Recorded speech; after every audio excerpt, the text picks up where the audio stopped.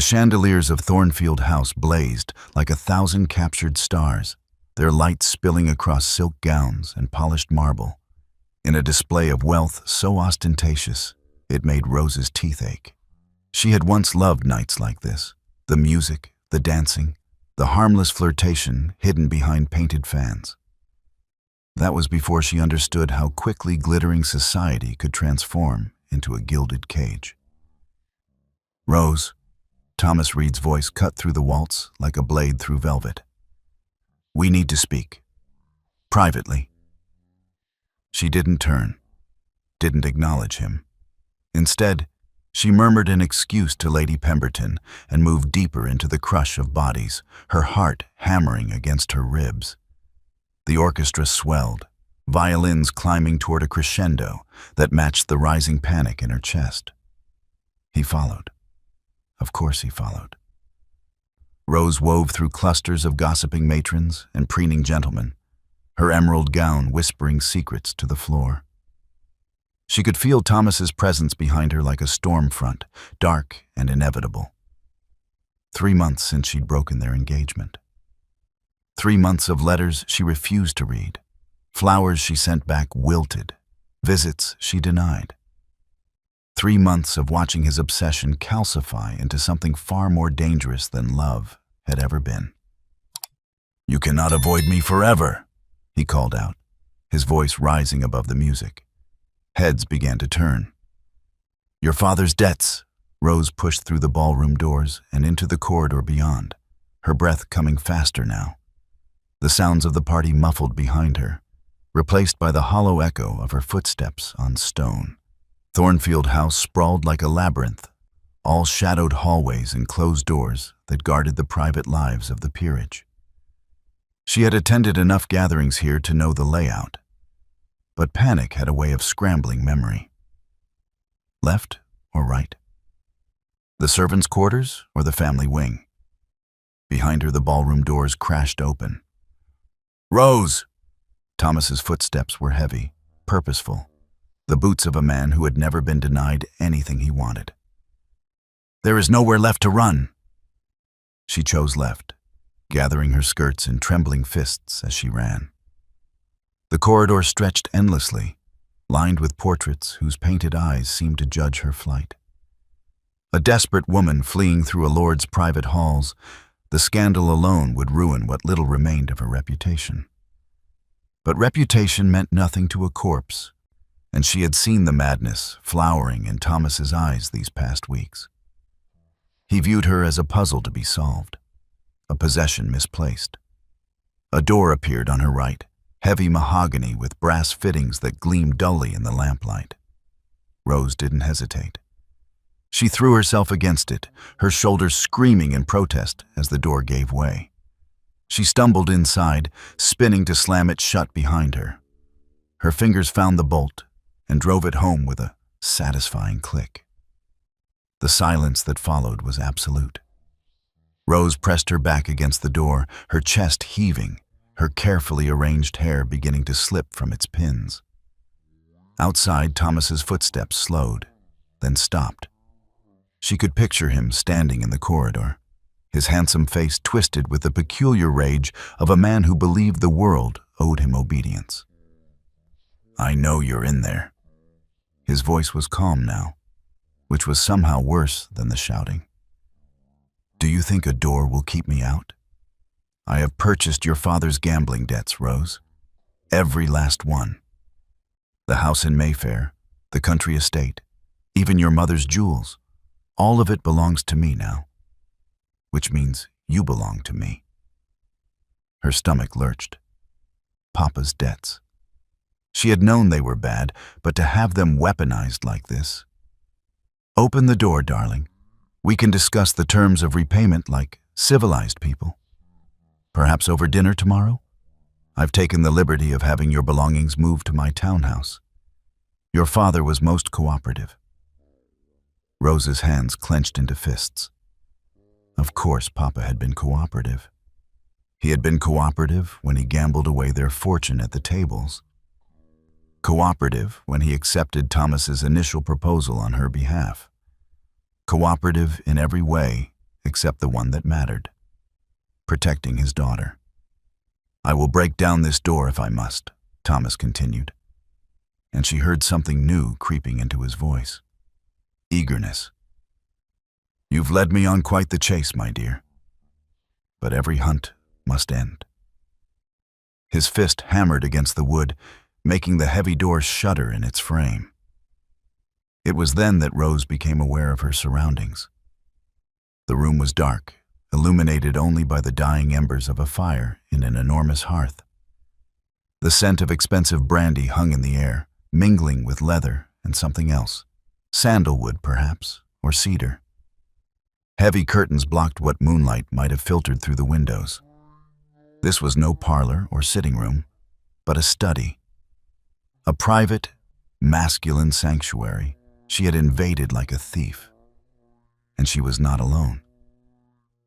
The realization came slowly, creeping up her spine like frost, a presence in the darkness, silent and still as death itself. She could feel eyes upon her, watching from the shadows near the fire. Her breath caught. "Please," she whispered to the darkness, to whatever specter or gentleman she had disturbed. "Please don't." Thomas's fist struck the door again, harder this time. "Rose, open this door immediately." From the shadows came movement. A figure rose from a high-backed chair, tall and broad-shouldered, backlit by the fire's crimson glow. Rose's hand flew to her mouth as the silhouette stepped forward, and she caught the barest glimpse of a face: sharp cheekbones, a cruel mouth, and a scar that ran from temple to jaw, like a crack in marble. "My lady," the figure spoke, and his voice was winter itself. "It appears we have a problem at the door." My lovely family, before we discover who's waiting in the shadows, please like, share, subscribe, and tell me in the comments section where you are watching from. Rose's breath froze in her lungs. The figure before her was carved from shadow and firelight, a study in contrasts that made her eyes struggle to focus. Tall, impossibly tall, she realized, as he took another step forward, with shoulders that blocked out what little illumination the dying embers provided. The scar she had glimpsed seemed to pulse in the darkness. A silvered line that spoke of violence survived. Her voice came out as barely a whisper. "I didn't know anyone was—" Thomas's fist crashed against the door again, making her jump. "Rose Everly, you are trying my patience. I will not be made a fool of in front of the entire ton." The man in the shadows tilted his head, and Rose caught the gleam of his eyes, pale, she thought. Though whether blue or gray, she couldn't tell. "Thomas Reed," he said, and it wasn't a question. His voice held the kind of certainty that came from a man who made it his business to know everything that occurred within his sphere. "Still bleeding at locked doors, I see. Some things never change." Rose pressed herself harder against the mahogany, trying to make herself smaller. She knew that voice now, had heard it mentioned in hushed whispers at tea parties and soirees, always accompanied by sidelong glances and nervous laughter. Alexander Ravenscroft, the Duke of Ravenscroft. The Dark Duke, they called him. The man who had vanished from society 5 years ago after a scandal no one would speak of directly, returning only for the most essential parliamentary duties before disappearing again into his northern fortress. And she had just burst into his private sanctuary like a common criminal. "Your Grace," she managed, dropping into a curtsy that her trembling legs barely supported. "I apologize most profusely for the intrusion. I was not aware this room was occupied, obviously." He moved closer, and Rose fought the urge to bolt. There was nowhere to go except back through the door, where Thomas waited like a wolf at a rabbit hole. Though I confess, it's been some time since a lady has thrown herself quite so literally into my company. The methods of modern courtship grow ever more dramatic. Was he jesting? The dry tone made it impossible to tell. Rose looked up, trying to see his face more clearly, but he remained carefully positioned so that the fire illuminated only his left side. The unmarred side, she realized. The scar twisted across his right cheek, pulling at the corner of his mouth and giving him a perpetually sardonic expression that might have been handsome on another man. Might still be handsome, whispered a traitorous part of her mind, if one was brave enough to look past the damage. I assure you, this was not an attempt at... Another crash against the door interrupted her. The wood groaned in protest, and she heard Thomas curse on the other side. He seems rather determined. The Duke moved to a sideboard where crystal decanters caught the firelight like captured amber. He poured himself a measure of brandy with the unhurried grace of a man who had never been rushed in his life. Tell me, Miss Everly. It is Miss, is it not? Not Mrs. Reed? It is Miss. The words came out sharper than she intended. And it will remain so. Ah. He took a sip of his drink, studying her over the rim of the glass. Hence the theatrics. A lover's quarrel, then? Former fiancé. And it was not a quarrel. I ended our engagement months ago. He has refused to accept my decision, as evidenced by his rather persistent knocking. The Duke settled himself against the edge of his desk, utterly relaxed despite the chaos at his door. His legs were long, encased in black evening wear that seemed to drink in the light. Everything about him spoke of contained power, of a predator at rest. And now, you find yourself cornered in a strange man's study, having traded one potential scandal for another. Rose's hands clenched in her skirts. I did not ask for your commentary on my situation, Your Grace. Merely the temporary use of your door. My door has proven quite useful to you. Something that might have been amusement flickered across his face. Though I wonder what you plan to do when Mr. Reed tires of knocking and begins to kick in earnest. This is Thornfield House, after all. Lord Pemberton's doors are solid, but not impenetrable. As if summoned by his words, a tremendous crash shook the frame. Thomas had evidently found something to use as a battering ram. Rose! Thomas's voice had taken on a manic edge. I can hear you in there. And whoever you're with, I'll see you ruined for this. Both of you. The Duke raised an eyebrow. Charming fellow. Whatever did you see in him? My father's debts. The admission burned on her tongue, but what did it matter now?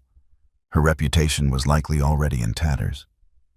Thomas offered to settle them in exchange for my hand.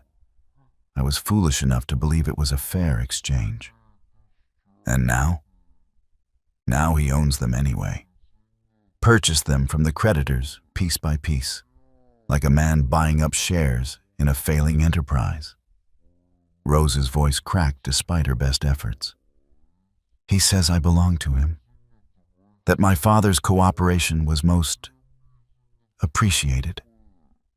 The Duke was silent for a long moment, his pale eyes fixed on her face with an intensity that made her skin prickle.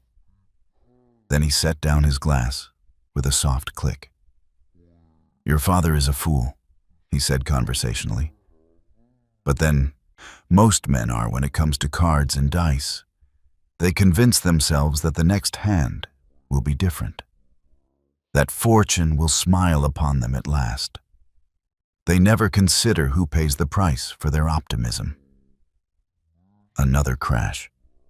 The door's bolt was beginning to loosen from the frame. Rose straightened her spine, forcing steel into her voice despite the terror clawing at her throat. I should leave. This is not your concern, Your Grace, and I have already imposed enough upon your hospitality. Leave? He tilted his head, and the firelight caught the full extent of his scar, a vicious thing that started at his temple and carved down through his eyebrow. narrowly missing his eye before continuing to his jaw. It should have been grotesque. Instead, it lent him a dangerous beauty, like a sword with a notched blade. And go where, precisely? Through the door currently being demolished? Or perhaps through the window? We are on the second floor, but I suppose the fall might only break a leg or two. I will not be mocked. I am not mocking you. He pushed off from the desk and closed the distance between them in 3 long strides. Rose gasped, pressing herself against the door as he loomed over her. Up close, he was even more imposing, 6 feet and several inches of lean muscle and barely contained menace. The scent of sandalwood and smoke enveloped her.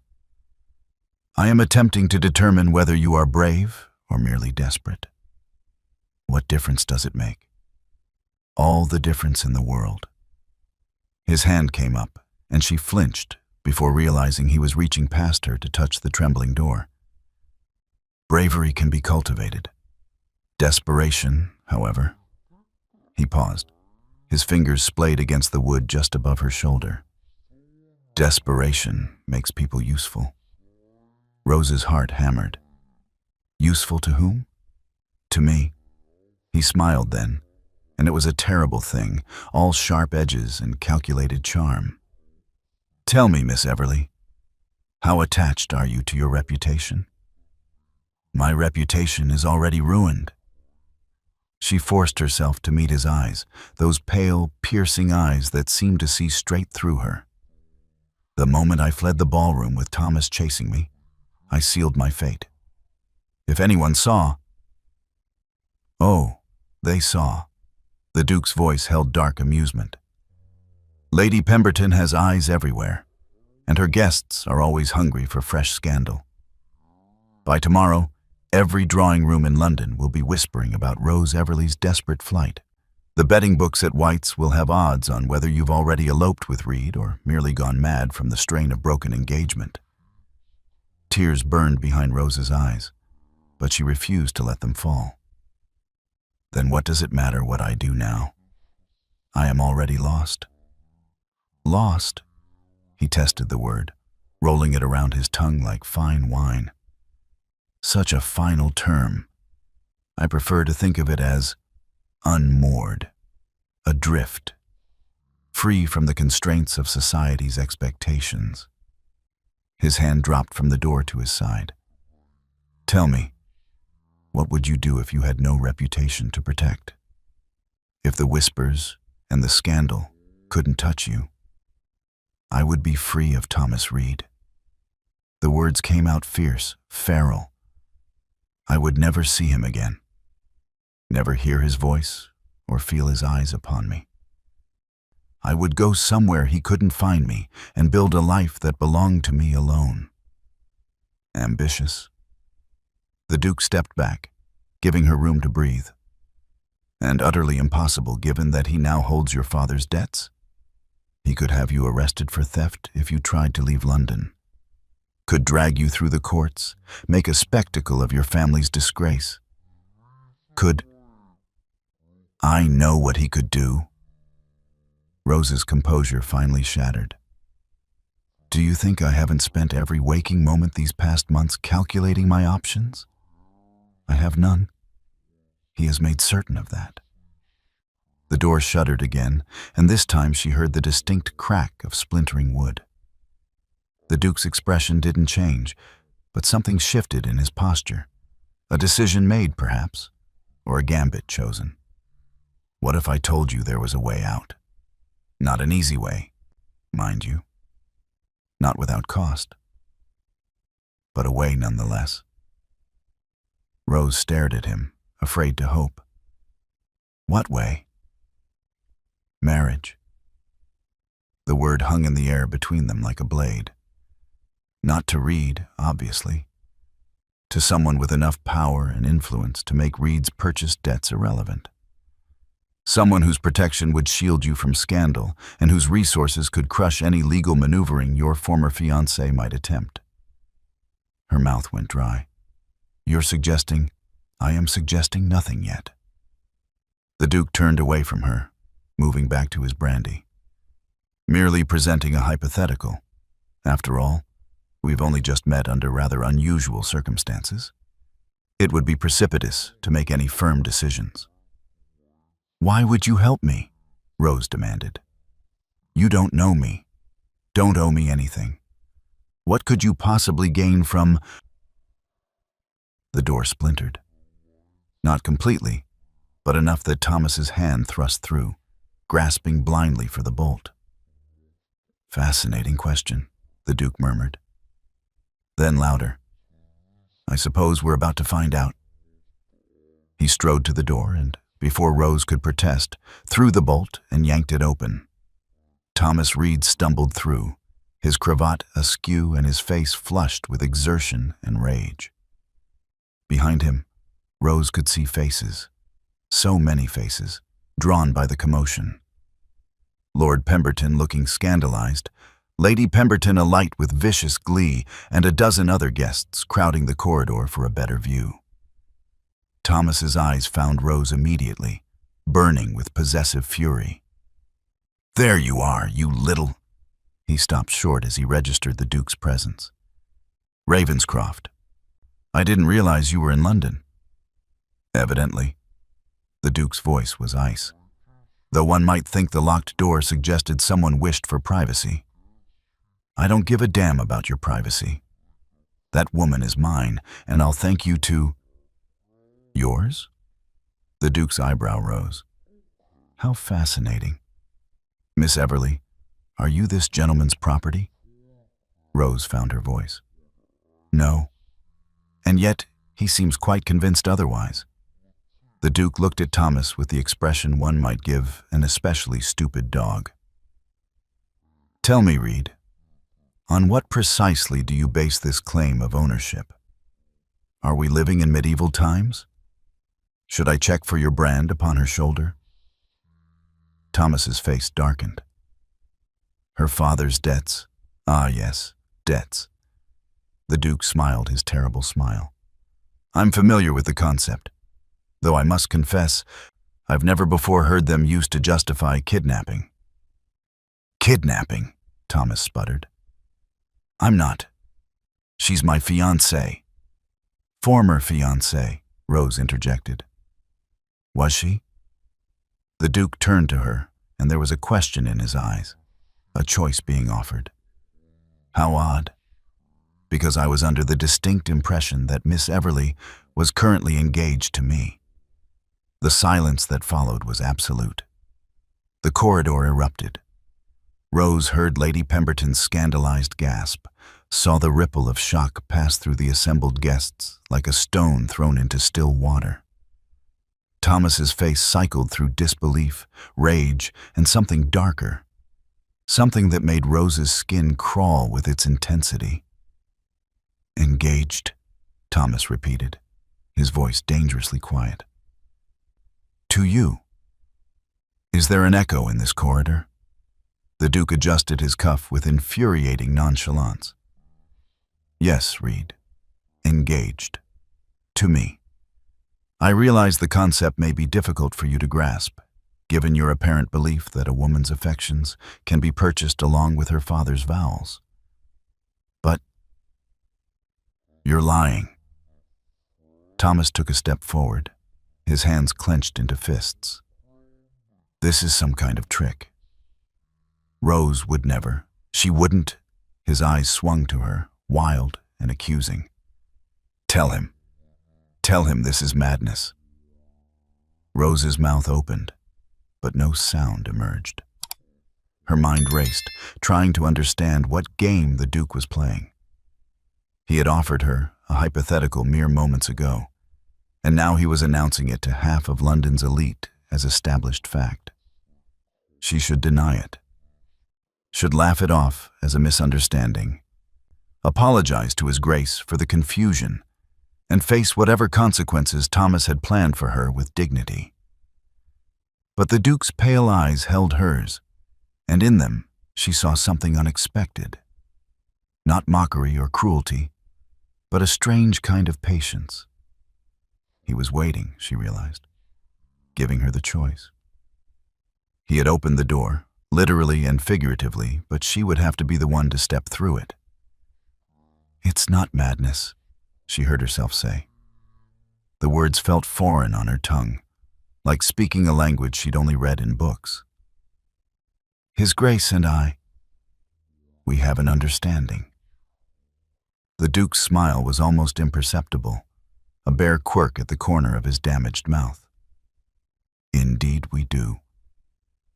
Thomas lunged. He didn't reach Rose. The Duke moved with a speed that belied his relaxed posture, intercepting Thomas mid-stride and catching him by the throat. It wasn't violent, precisely. There were no blows struck, no struggle. But the Duke's hand closed around Thomas's cravat with such casual certainty that the younger man froze like a rabbit in a snare. "I would advise," the Duke said softly, his voice pitched for Thomas alone, but carrying nonetheless in the shocked silence, "that you reconsider your next action. I am not a patient man, and I have very little tolerance for those who mistake my courtesy for weakness." "You have no right," Thomas choked out. "On the contrary, I have every right to defend my intended wife from unwanted advances." The Duke released him with a slight push that sent Thomas stumbling backward. "Or are you suggesting that a gentleman should stand idly by while his betrothed is accosted?" Lord Pemberton finally found his voice. "Ravenscroft, perhaps we should discuss this matter more privately. There's no need to provide entertainment for—" "Entertainment?" The Duke's attention swung to their host, and Pemberton actually retreated a step. "How curious. I announce my engagement, and you call it entertainment. Tell me, Pemberton, when your daughter became engaged last season, did you consider that entertainment as well? Or is it only scandalous when the bride in question has the poor taste to flee an unwanted suitor?" "That's not what I meant." "Then perhaps you should choose your words more carefully." The Duke's voice could have frozen blood. "Miss Everly has done nothing wrong. She sought sanctuary from a man who refuses to accept her rejection. A man who has been pursuing her with an intensity that borders on criminal obsession. That she found that sanctuary in my study is merely fortunate timing." Lady Pemberton pushed forward, her eyes glittering with malicious curiosity. "Fortunate timing, Your Grace? Or planned assignation? After all, you've been absent from society for so long. How would Miss Everly even know you, let alone agree to marry you?" It was a trap, elegantly laid. Rose felt it closing around them like a noose. If the Duke couldn't explain their connection, the entire story would collapse. They would be revealed as liars, and Rose's reputation would be destroyed beyond any hope of salvaging. But the Duke merely smiled, his terrible smile. "I see the years have not dulled your talent for insinuation, Lady Pemberton. As it happens, Miss Everly and I were introduced through correspondence. Her late mother and my own were dear friends before their respective marriages took them in different directions. When I learned of Miss Everly's situation, I thought it appropriate to extend my protection." Rose's breath caught. It was a masterful lie, impossible to verify, since both mothers were indeed deceased, but plausible enough to satisfy society's need for propriety. The late Mrs. Everly had been well connected before her marriage. It wasn't unreasonable that she might have corresponded with the previous Duchess of Ravenscroft. "Correspondence," Thomas spat. "How convenient. And when exactly did this correspondence lead to an engagement?" "I fail to see how that's any of your concern." The Duke's voice dropped to a temperature that made frost seem warm. "Miss Everly is not your property, Reed. Not your fiancé, not your chattel, not your anything. Whatever debts you've purchased, whatever schemes you've concocted, they are irrelevant. She is under my protection now. Protection bought with lies. Thomas's voice rose, drawing more curious onlookers from the ballroom below. Rose could hear the whispers starting, the scandal spreading like fire through dry timber. You expect us to believe that the Dark Duke, who hasn't attended a social function in 5 years, suddenly developed a tundra for a disgraced woman he's never met? Mind your tongue, the Duke said quietly, or I will remove it from your mouth. The violence in those words was so casual, so absolute, that several guests actually gasped. Rose felt her heart hammering against her ribs. She had heard rumors of the Duke's temper, of course. Whispers about what had really happened 5 years ago.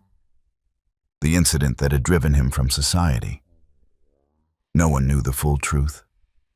But everyone agreed it had been violent. Thomas, to his credit or his stupidity, didn't back down. Show me the betrothal contract. If this engagement is real, there must be paperwork, announcements, something more than your word.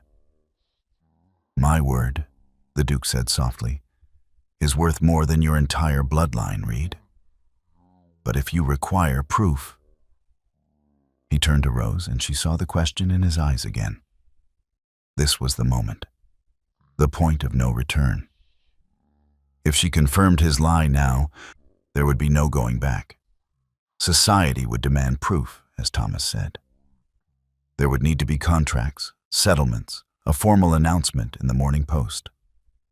There would need to be a wedding. The announcement will appear in tomorrow's papers, Rose said, her voice steadier than she felt. Our family's solicitors have been drawing up the settlements for the past fortnight. I apologize for the deception, but given Mr. Reed's persistence, we felt it prudent to keep the matter private until the legalities were settled. It was the Duke's turn to look impressed. She had not only confirmed his lie, but expanded upon it, adding details that would buy them time. Solicitors could be bribed or persuaded. Papers could be forged. By the time anyone thought to verify her claims, they could have the actual documents prepared. If, that is, the Duke truly intended to go through with this insane charade. Lady Pemberton's face had gone tight with frustration. She had smelled blood in the water, but the prey had proven more difficult to catch than anticipated. Even so, Your Grace, surely you can understand our confusion. An engagement conducted entirely in secret, announced only when the bride-to-be is discovered fleeing through private corridors, fleeing an unwanted suitor, the Duke interrupted. Let us be clear about the sequence of events, Lady Pemberton. Miss Everly was pursued by Mr. Reed despite her repeated refusals of his company. She sought refuge in the nearest available room, which happened to be the study where I was reviewing some documents for Lord Pemberton. The fact that I was able to defend my betrothed from harassment is hardly scandalous, unless you believe a woman should simply submit to any man who claims ownership of her debts. The assembled guests shifted uncomfortably. The Duke had turned the narrative expertly, transforming what might have been seen as Rose's disgrace into Thomas's villainy. Several of the older matrons were now looking at Thomas with open disapproval, their sense of propriety offended by his aggressive pursuit. Lord Pemberton cleared his throat. Perhaps we should all return to the ballroom. I'm sure this matter can be resolved with calmer heads and fewer witnesses. An excellent suggestion. The Duke offered Rose his arm, and she took it on trembling legs. His forearm was solid beneath her fingers, radiating warmth through the fine fabric of his coat. Miss Everly and I will take our leave. It has been a trying evening, and I believe my intended could use some rest. You can't just... Thomas started forward again, but this time it was Lord Pemberton who stopped him with a hand on his shoulder. Enough, Reed. You've made enough of a spectacle for one evening. A spectacle? Thomas's laugh was wild, unhinged. He's stealing her. Can none of you see that? The debts are mine. She's mine. The debts, the Duke said, his voice cutting through Thomas's hysteria like a blade. "Will be settled. Send your accounting to my solicitor. I assume you know where to find him. Any legitimate debts owed by the Everly family will be paid in full, with interest. After that, Mr. Reed, I suggest you find some other young woman to terrorize. Miss Everly is no longer available for your amusement." He began to walk, and Rose moved with him, her hand still clutching his arm like a lifeline.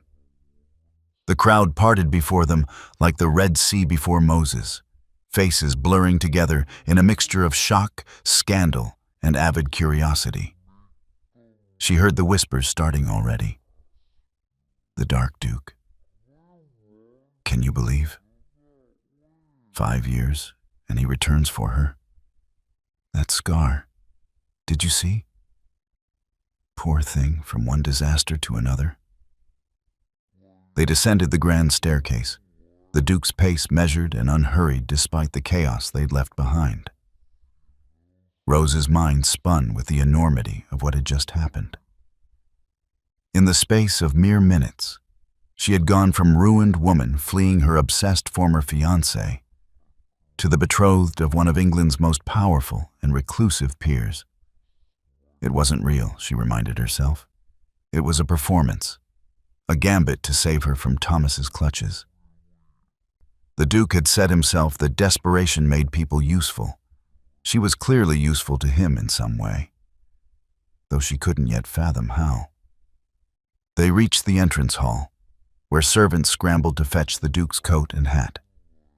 Rose realized with a start that she had no wrap, no police. She had fled the ballroom with nothing but the clothes on her back. As if reading her thoughts, the Duke shrugged out of his greatcoat and draped it over her shoulders. It was far too large, swallowing her frame. But it was warm and smelled of sandalwood and safety. "Your Grace," she whispered as the servants bustled about. "What have we just done?" "We," he replied softly, his pale eyes meeting hers with an intensity that stole her breath. "Have just declared war on Thomas Reed and society itself. I do hope you're prepared for the consequences, Miss Everly, because there is no retreating from this battlefield." The Duke's carriage appeared at the base of the steps, black as midnight and emblazoned with the Ravenscroft crest, a raven clutching a sword in its talons. The footman opened the door, and warm light spilled out onto the rain-slicked stones. Rose looked back at Thornfield House, at the golden windows where she knew Thomas was watching, plotting, seething. Then she looked at the Duke, at this scarred stranger who had just upended her entire existence for reasons she didn't understand. "I am prepared," she lied, and stepped into the carriage. The Duke followed, settling himself across from her with the fluid grace of a predator. The door closed with a decisive thud, sealing them in together. Through the window, Rose watched Thornfield House recede as the carriage rolled forward into the rain-dark streets of London. "You said desperation makes people useful," she said, breaking the silence. "What use am I to you, Your Grace? Why did you really claim me as your betrothed?" The Duke was quiet for a long moment, his face half-shadowed in the dim carriage light. When he finally spoke, his voice was soft but certain. "Because, Miss Everly, I need a wife, and you need a monster to slay your demons. I suspect we can help each other achieve both." The carriage wheels clattered over cobblestones, a rhythmic percussion that filled the silence between them. Rose pulled the Duke's greatcoat tighter around her shoulders, acutely aware of how small she must look drowning in its folds. Across from her, Alexander Ravenscroft sat perfectly still, his long legs stretched out in the confined space, his scarred face half turned toward the window where rain streaked down the glass like tears. "A monster to slay my demons," Rose repeated, tasting the words. "That's quite a dramatic turn of phrase, Your Grace. I thought it suited the evening's theatrics." His pale eyes slid back to her, assessing. Though perhaps you prefer plain speaking? Very well. I need to rehabilitate my standing in society. You need protection from a man who believes he owns you. We can provide each other with what we require, provided we're both willing to pay the price. And what price is that? For you? Marriage to a man you don't know. A man society calls the Dark Duke, who hasn't been seen at a proper social function in 5 years. A man with a ruined face and a reputation for violence. He touched the scar almost absently, tracing its path from temple to jaw. You would become the Duchess of Ravenscroft, with all the privilege and isolation that entails. Rose studied him in the flickering carriage light. He spoke of his disfigurement so casually, as if discussing the weather rather than the wound that had clearly altered his life. And your price? Acceptance? Patience? The willingness to play the role of devoted wife in public while maintaining whatever distance you prefer in private. He leaned forward slightly, his intensity suddenly focused entirely upon her. I will not force myself upon you, Miss Everly. Let me be abundantly clear on that point. Whatever marriage we contract will be one of convenience and mutual protection. Your chambers will be your own. Your person will remain inviolate. I require only the appearance of matrimonial harmony. Why? The question burst from her before she could stop it. Why do you need to rehabilitate your standing? You're a duke. You have power, wealth, influence. What does society's opinion matter to a man like you? His smile was bitter. Even dukes have masters, Miss Everly. Mine is the crown, and the crown has made it abundantly clear that my continued absence from civilized company reflects poorly on the peerage as a whole. There are parliamentary matters that require my presence, committees that need my vote, and a rather insistent Lord Chamberlain, who has suggested that my self-imposed exile borders on dereliction of duty. So you need a duchess to make you respectable. In essence, he sat back again, his expression unreadable.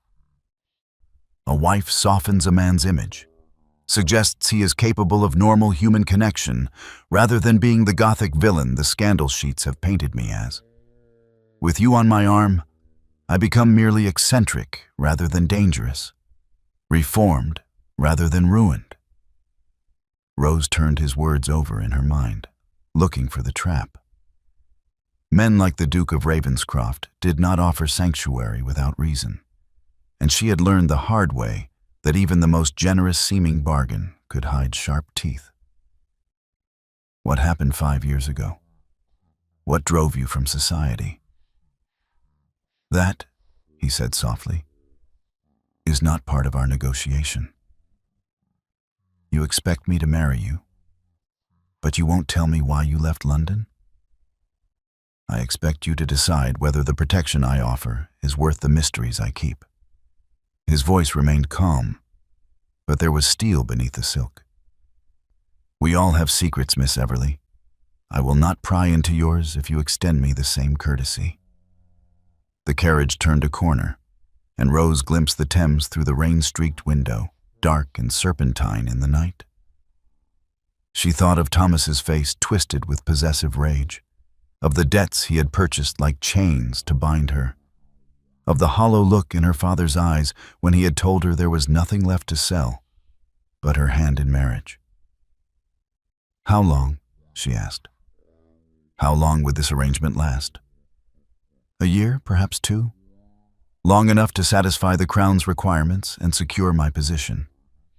Long enough to see your father's debts settled and Thomas Reed's legal claims nullified. He paused. After that, if you wish to seek an annulment, I will not oppose it. You would retain your title and a generous settlement. Your freedom, such as it is, would be yours again. An annulment requires proof that the marriage was never consummated. Hence my earlier assurance about separate chambers. His tone was dry. I am many things, Miss Everly, but I am not a man who takes what is not freely offered. Rose's hands twisted in the fabric of his coat. It was a mad proposition. Insane. She would be trading one form of captivity for another, exchanging Thomas's obsessive pursuit for the Duke's cold arrangement. And yet, there was a vast difference between a man who saw her as property and one who saw her as a partner in a calculated bargain. What about children? The question made her cheeks burn, but it had to be asked. Heirs? Surely you need. I have cousins. The line of succession is secure. He waved a dismissive hand. Besides, I have no intention of inflicting my particular brand of misery on another generation. The Ravenscroft line can die with me for all I care. There was such bleakness in those words that Rose found herself looking at him more closely. Beneath the aristocratic bearing and the careful control, she glimpsed something raw. Not quite pain. The Duke seemed far too practiced at burying his emotions for that. But a profound isolation that matched her own. You said we could help each other, she said slowly. But it sounds as though you're offering me far more than I can offer you. Protection from Thomas, settlement of my father's debts, a title, an eventual annulment with financial security. All you're asking for, in return, is my presence at social functions and the appearance of domestic tranquility. That's hardly an equitable exchange. Isn't it? The Duke's expression shifted, something almost like respect flickering across his features. You underestimate what you bring to this arrangement, Miss Everly. You are young, beautiful, well-bred despite your father's gambling. You fled an abusive situation with courage rather than submitting to it. Society will see you as my redemption, the gentle lady who tamed the beast. Your very presence will rehabilitate my reputation in ways gold cannot buy. I'm not gentle, Rose said flatly, and I have no interest in taming anyone. Even better. His smile was genuine this time, transforming his scarred face into something almost handsome. I have no use for simpering misses who faint at raised voices. I need a woman with steel in her spine, someone who can face down the ton's whispers and Thomas Reed's inevitable retaliation without crumbling. The carriage slowed, and Rose realized they had arrived at a townhouse in Mayfair. Not the largest on the street, but undeniably elegant. Gas lamps flanked the entrance, casting golden light across black-painted doors and pristine white columns. This is my London residence, the Duke said. Small by some standards, but it suits my needs. You would stay here tonight. Tomorrow, if you agree to my terms, we will see the solicitors and make the necessary arrangements. If you decline, he shrugged. I will have my carriage take you wherever you wish to go, though I strongly advise against returning to your father's house. Thomas Reed will be waiting. Rose looked at the townhouse, then back at the Duke. And if I agree, what happens next? We marry. Quickly, quietly, with a special license to avoid the bans. Within a week, you will be the Duchess of Ravenscroft. He opened the carriage door, letting in a gust of rain-scented air. We will attend a few select social functions to establish our connection, then retreat to my estate in Northumberland. Ravenscroft Manor is remote, defensible, and entirely self-sufficient. Thomas Reed would be a fool to follow us there, and I do not tolerate fools on my land. You make it sound like a military campaign. In many ways, it is. He stepped down from the carriage and turned to offer her his hand. So tell me, Miss Everly, do you accept the terms of our arrangement? Will you become my Duchess and help me wage war against society's expectations? Rose stared at his outstretched hand. It was large, scarred across the knuckles, and steady as stone. Behind her lay the life she had known, trapped between her father's weakness and Thomas's obsession, with no choices and no future. Before her lay the unknown, a strange duke with secrets and scars, offering her a bargain that might be salvation, or simply a different kind of prison. But at least it was a prison with locked doors that she held the key to. She placed her hand in his and let him help her down from the carriage. The rain had softened to a mist that clung to her hair and skin, and the cobblestones were slick beneath her dancing slippers. "I accept," she said, her voice clear despite the trembling in her limbs. "With conditions." His eyebrow rose. "Conditions? How delightfully unexpected. You said you would not pry into my secrets, and I have extended you the same courtesy regarding your past. That must remain inviolate. No questions about what happened before we met." Agreed. "Furthermore, while I understand the need for public displays of affection, I require your word that you will never use your physical strength to intimidate me. I have had quite enough of men who believe size equals authority." "You have my word?" His expression had gone serious. "I will never raise my hand to you in anger, Miss Everly. Whatever else I am not Thomas Reed." Finally, she drew a breath, committing herself fully to this mad course. "When the time comes to end this arrangement, I want your assistance establishing myself independently. Not just money. I want connections, references, the means to make my own way in the world. I will not trade one form of dependence for another." The Duke was quiet for a long moment, studying her face in the lamplight.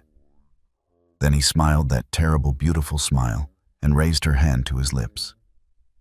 The kiss he pressed to her knuckles was formal, correct, and yet somehow felt like the sealing of a pact far more binding than any marriage contract. "You continue to surprise me," he murmured. "Very well. When our arrangement concludes, I will ensure you have the means to live as you choose. Independence, anonymity if you wish it, and enough funds to never be at any man's mercy again." "Then we have an accord, Your Grace." "Alexander," he corrected. "If you are to be my wife, you should at least use my given name when we are private." "Alexander." She tested the name, found it suited him, sharp and strong with an edge of danger. "And you may call me Rose." "Rose." He offered her his arm again, escorting her toward the townhouse entrance where a butler already waited with the door open. "Tell me, are you always this practical when accepting marriage proposals? Or is this a special occasion?" "This is my first proposal involving a fake engagement, a public scandal, and a flight from an obsessed former fiancé," she replied. "I'm improvising." His laughter was startling, a rich, genuine sound that seemed surprised from him. "Then I shudder to think what you might accomplish with actual planning." They crossed the threshold together, leaving the rain and the night behind. The entrance hall was elegant but understated, all dark wood and subdued colors. A far cry from the ostentatious displays of wealth Rose had grown accustomed to in London's grander houses. A housekeeper appeared, gray-haired and efficient, her expression carefully neutral as she took in Rose's disheveled state and the Duke's protective posture. "Mrs. Hartwell," Alexander said. "This is Miss Rose Everly, my betrothed. She will be staying with us. Please prepare the blue chamber and see that she has everything she requires." If Mrs. Hartwell was surprised by this announcement, she hid it admirably. "Of course, Your Grace. Miss Everly, if you'll follow me." Rose hesitated. Looking back at Alexander, now that the arrangement was made, she felt suddenly adrift. What had she done? Agreed to marry a stranger? To live in his isolated manner? To play the role of devoted duchess to a man society called a monster? As if sensing her uncertainty, Alexander touched her hand briefly. You are safe here, Rose. Whatever else happens, know that. Thomas Reed cannot reach you behind these walls. It wasn't love or even affection in his voice. It was something simpler and perhaps more valuable. Certainty. The Duke of Ravenscroft was a man who kept his word. Thank you, she said softly. Alexander. She followed Mrs. Hartwell up the sweeping staircase, acutely aware of Alexander's gaze tracking her progress. When she reached the landing and looked back, he was still standing in the entrance hall, half shrouded in shadow, his scarred face turned up toward her. For a moment, their eyes met across the distance. Then he nodded once, a gesture of acknowledgement, of partnership, and turned away toward what she assumed was his study. Rose continued to her assigned chamber, her mind spinning with the enormity of what she had agreed to. In the span of a single evening, she had fled one man and bound herself to another. She had become a duchess-in-waiting, a participant in an elaborate deception, a player in a game whose rules she was still learning. The blue chamber was beautiful, all soft fabrics and gentle colors, with a fire already crackling in the hearth. Mrs. Hartwell helped her out of the ruined ball gown, provided a nightdress and washing water, and departed with promises of breakfast in the morning. Alone at last, Rose sank onto the edge of the bed and let herself shake. She had been so strong, so pragmatic during the negotiations with Alexander. But now, in the quiet dark, the terror caught up with her. She had agreed to marry a man she didn't know. A man with secrets and scars and a reputation for violence. A man who needed her to rehabilitate his image, though she still didn't understand why he had fallen from grace in the first place. But he had also given her something she had thought lost forever. Choice. The choice to refuse Thomas Reed. The choice to determine her own future, even if that future was bound by the terms of their arrangement. And perhaps most importantly, he had promised her eventual freedom. Rose lay back on the bed, staring at the ceiling where firelight cast dancing shadows. Tomorrow she would meet with solicitors. Within days, she would be married.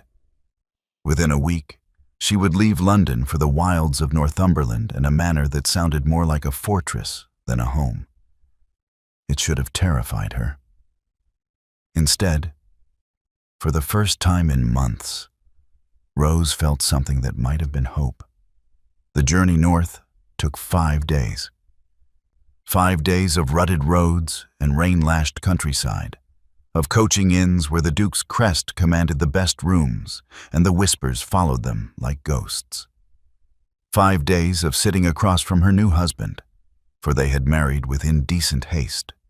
A special license procured and a brief ceremony conducted in Alexander's private chapel, and learning the contours of his silence. Alexander was not, Rose discovered, a man given to idle conversation. He read during their travels, dense parliamentary documents and letters sealed with various noble crests, his scarred face impassive as the landscape rolled past. Occasionally he would look up and find her watching him, and something that might have been amusement would flicker in his pale eyes before he returned to his papers. She wore his ring now. Heavy gold set with a dark sapphire that seemed to absorb light rather than reflect it. The Ravenscroft ring, Mrs. Hartwell had told her while helping her dress for the ceremony. Worn by every duchess for the past 200 years. It felt like a shackle. The announcement had appeared in the Morning Post exactly as promised. His Grace the Duke of Ravenscroft is pleased to announce his marriage to Miss Rose Everly, daughter of the late Mrs. Margaret Everly and Mr. James Everly of Mayfair. Brief, proper, and utterly final. Thomas had sent 3 increasingly unhinged letters to Alexander's townhouse, each one more threatening than the last. Alexander had read them over breakfast with the same detached interest he might show a mildly entertaining play, then fed them to the fire. "He has no legal recourse," Alexander had said calmly, buttering his toast. "The debts have been settled. Your father has been relocated to a comfortable cottage in Bath, and you are now a duchess. Reed can bluster all he likes, but he is powerless." Powerless. The word should have brought Rose comfort. Instead, it made her think of cages with golden bars. Now, as the carriage crested yet another hill, she caught her first glimpse of Ravenscroft Manor and felt her breath catch in her throat. It was not a manor. It was a fortress. Built of dark stone that seemed to drink in the gray northern light, the structure loomed against the sky like something from a Gothic novel. Crenellated towers rose at each corner, and the windows were narrow slits that suggested defense rather than hospitality. A curtain wall surrounded the main building, and beyond it, Rose could see the wild moors stretching toward distant mountains, empty of human habitation. "Good God," she breathed. "You live here?" Alexander looked up from his papers, following her gaze.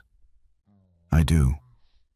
Ravenscroft Manor has stood for 400 years, built during the border wars when raids from Scotland were common. My ancestors believed in being prepared. It looks like a prison, or a sanctuary." His expression was unreadable, depending on one's perspective.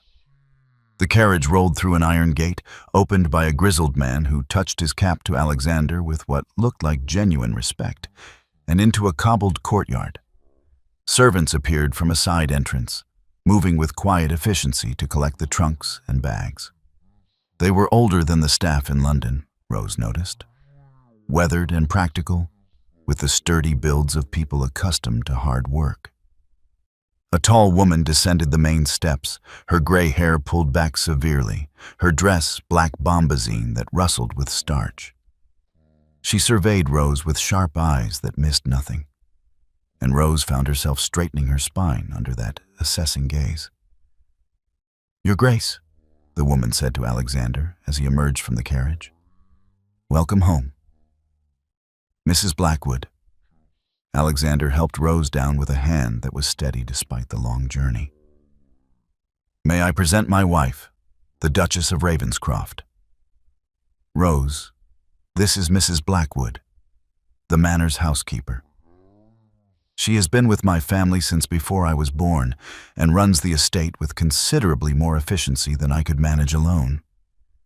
Mrs. Blackwood's expression softened fractionally. "Your Grace," she said to Rose, dropping a curtsy that seemed more acknowledgement than deference. "Your rooms are prepared. I trust you'll find them satisfactory." "I'm sure they'll be lovely," Rose managed, though lovely seemed an unlikely word to apply to anything in this austere fortress. The interior was a surprise. While the exterior promised medieval grimness, someone, Alexander's mother, perhaps, had softened the interior with rich fabrics and warm colors. The great hall soared 2 stories high, its stone walls hung with tapestries depicting various historical scenes. A massive fireplace dominated one end, large enough to roast an ox, and the wooden beams overhead were carved with intricate designs that spoke of craftsmen long dead. But despite the attempts at warmth, the space felt empty. Too large for the few servants she'd seen, too quiet for a living home. It felt like a mausoleum dressed up as a residence. "The family wing is this way," Alexander said, guiding her up a broad staircase. "Your chambers adjoin mine, though there is a connecting door that can be locked from your side if you prefer. The library is on the ground floor. You're welcome to make use of it. The gardens. He paused. There are no gardens to speak of. My mother attempted one once, but the northern climate defeated her efforts. They reached a corridor lined with portraits, generations of Ravenscrofts staring down with varying degrees of severity. Alexander stopped before a heavy oak door and pushed it open, revealing a suite of rooms that took Rose's breath away. Unlike the stark grandeur of the public spaces, these chambers were intimate. A sitting room done in shades of deep blue and cream, with comfortable chairs arranged before a fireplace already blazing with warmth. Beyond it, visible through an open doorway, she could see a bedroom with an enormous four-poster bed draped in silk. Windows, larger here than elsewhere in the manor, overlooked the moors, and the late afternoon light streamed through them in shafts of gold.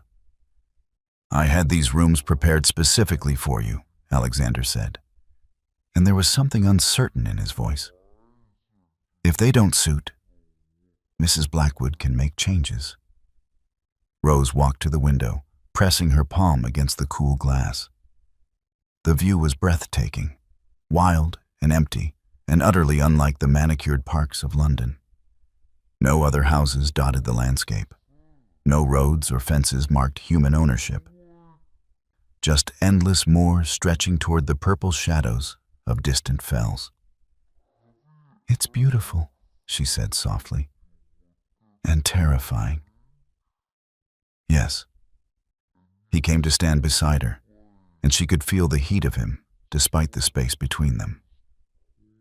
I felt the same when I first returned here 5 years ago, like the loneliness might swallow me whole. It was the first personal thing he had said about his exile, and Rose turned to look at him. In the afternoon light, his scar was less dramatic. A raised line of silvered tissue that spoke of violence survived. His pale eyes were fixed on the moors, and his expression was distant. "Why did you come back here?" she asked. "After whatever happened in London, why retreat to such an isolated place?" Because isolation was preferable to pity. His jaw tightened. The stares, the whispers, the way conversations would stop when I entered a room. At least here, the only witnesses to my disgrace were the sheep and the ravens. You're not disgraced, aren't I? He looked at her then, and she saw the bitterness beneath his careful control. I am the Dark Duke, Rose. The monster in society's closet. The cautionary tale mothers tell their daughters about what happens to men who let their tempers rule them. What did happen? I thought we agreed not to pry into each other's pasts. His voice had gone cold, distant. The brief moment of vulnerability shuttered closed as effectively as a locked door. Rose felt the isolation of this place settle over her like a shroud. 5 days in a carriage with a stranger, now trapped in a fortress on the edge of nowhere, bound to a man who kept his secrets as carefully as a miser hoarded gold.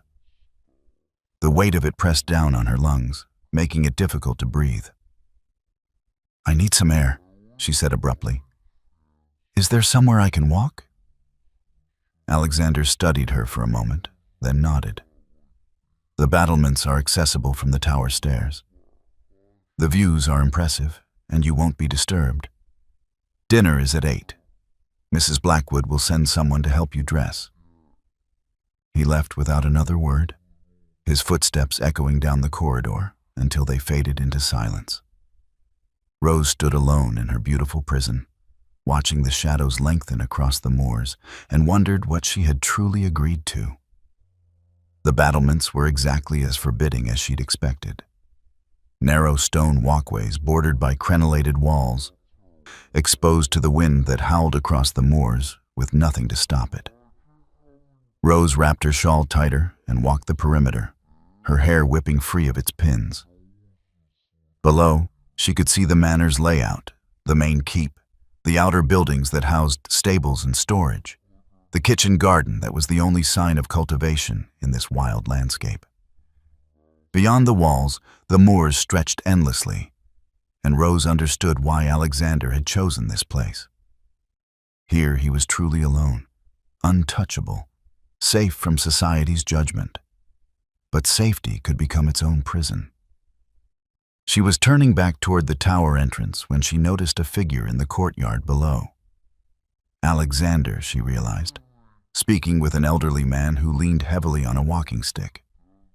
As she watched, Alexander took the man's arm and helped him toward one of the outbuildings, his movements gentle and patient. Curious, Rose descended the tower stairs and followed at a discreet distance.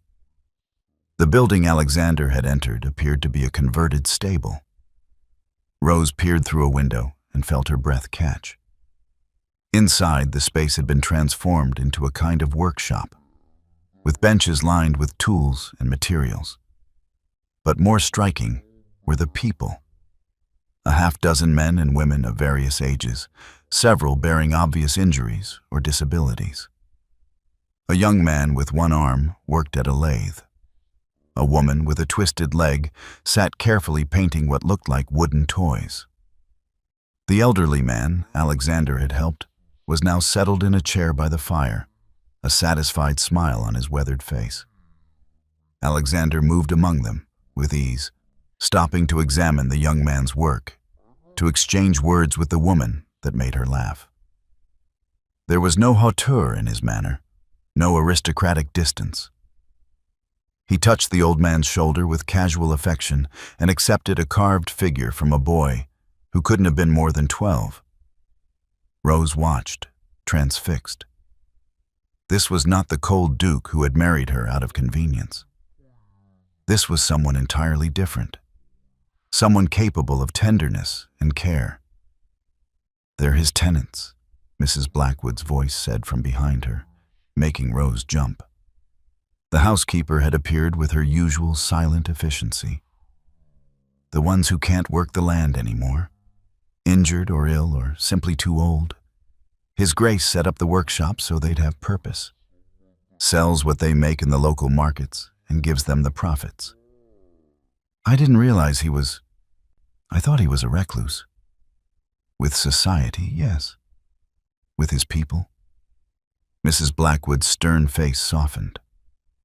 "He takes care of his own, Your Grace. Always has. When the fever swept through the village 3 winters past, he turned the great hall into a hospital. Brought in doctors from Edinburgh, paid for everything himself. Lost 2 men anyway, and I found him weeping in the chapel afterward." Rose looked back through the window, seeing Alexander with new eyes. Why does he hide this? Why let society think him a monster when he's capable of such kindness? Because kindness is a vulnerability, and His Grace learned young that showing weakness invites attack. Mrs. Blackwood's expression turned grim. What happened in London 5 years ago, it wasn't his fault. But try telling that to people who already wanted to believe the worst of him. What did happen? That's not my story to tell. The housekeeper's tone brooked no argument. But I will say this. You could have done far worse than Alexander Ravenscroft, Your Grace. He's a good man, for all his scars and secrets. Give him time, and he might surprise you. Mrs. Blackwood departed as silently as she'd arrived, leaving Rose alone with her churning thoughts. She returned to her chambers as dusk fell, finding that someone had unpacked her trunks and laid out an evening gown. The dress was one of her finer pieces, deep burgundy silk that complemented her complexion. She dressed with the help of a shy maid who introduced herself as Annie, letting the girl fuss over her hair until it was arranged in an elegant style that would have done credit to any London ballroom. But when she descended to dinner, she found the dining room empty save for a single place setting at the massive table. His Grace sends his apologies, the butler, a dignified man called Graves, informed her. He has business in the village and will not return until late. He hoped you would not take offense. Rose stared at the solitary place setting, at the ridiculous expanse of polished wood stretching away into shadows, and felt the isolation crash over her anew. She had traded Thomas's obsessive attention for Alexander's distant courtesy, had exchanged the suffocating crowds of London for the empty moors of Northumberland. She had freed herself from one cage only to find another. The meal was excellent: roasted pheasant and root vegetables, fresh bread and local cheese, but Rose could barely taste it. She ate mechanically, listening to the silence of the manor settling around her like snow. When she finally returned to her chambers, she found something unexpected on her sitting room table. A book, old and well-loved, its leather binding soft with handling, with a note tucked inside. The handwriting was Alexander's. She recognized it from the marriage documents. The message was brief. You asked about gardens. My mother kept extensive journals of her attempts. I thought you might find them amusing, or perhaps instructive if you wished to try where she failed. The library has more if these interest you. A. Rose opened the book and found detailed sketches of garden plans, notes on plantings and failures, observations written in a delicate feminine hand about the challenges of cultivating beauty in such harsh soil. But there was joy in those pages too. Delight in small victories, determination in the face of repeated setbacks. She traced the drawings with careful fingers, imagining the woman who had tried to bring life to this stark place. Alexander's mother, who had clearly loved her impossible garden despite its failures.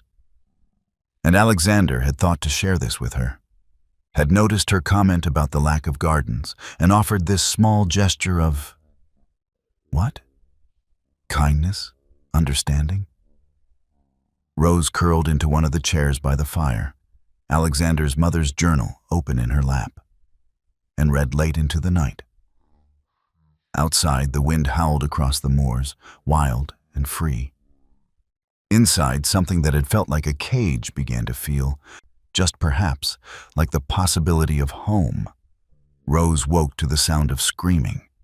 She bolted upright in the unfamiliar bed, her heart hammering against her ribs as she tried to orient herself. Moonlight streamed through the windows, painting the room in shades of silver and shadow. For a disoriented moment, she thought she was back in her father's house, that Thomas was breaking down her door. Then the scream came again, and she realized it was coming from the adjoining chambers. Alexander's rooms. She was out of bed before conscious thought caught up with instinct, her bare feet silent on the cold floor as she crossed to the connecting door. Her hand hesitated on the handle. He had given her the key, had promised her privacy and autonomy. Entering his chambers uninvited would violate the careful boundaries they had established. But that sound, raw and anguished, torn from somewhere deep and primal, overrode propriety. Rose turned the handle and stepped through. Alexander's bedroom was larger than hers, but far more austere. No softening fabrics or warm colors here, just dark wood and stone. A massive bed that looked more like a monk's cot despite its size, and a dying fire that cast barely enough light to see by. Alexander was in the bed, tangled in sheets that twisted around him like shrouds, his body rigid with tension. "No," he gasped, still caught in whatever nightmare held him. "Please, God, no."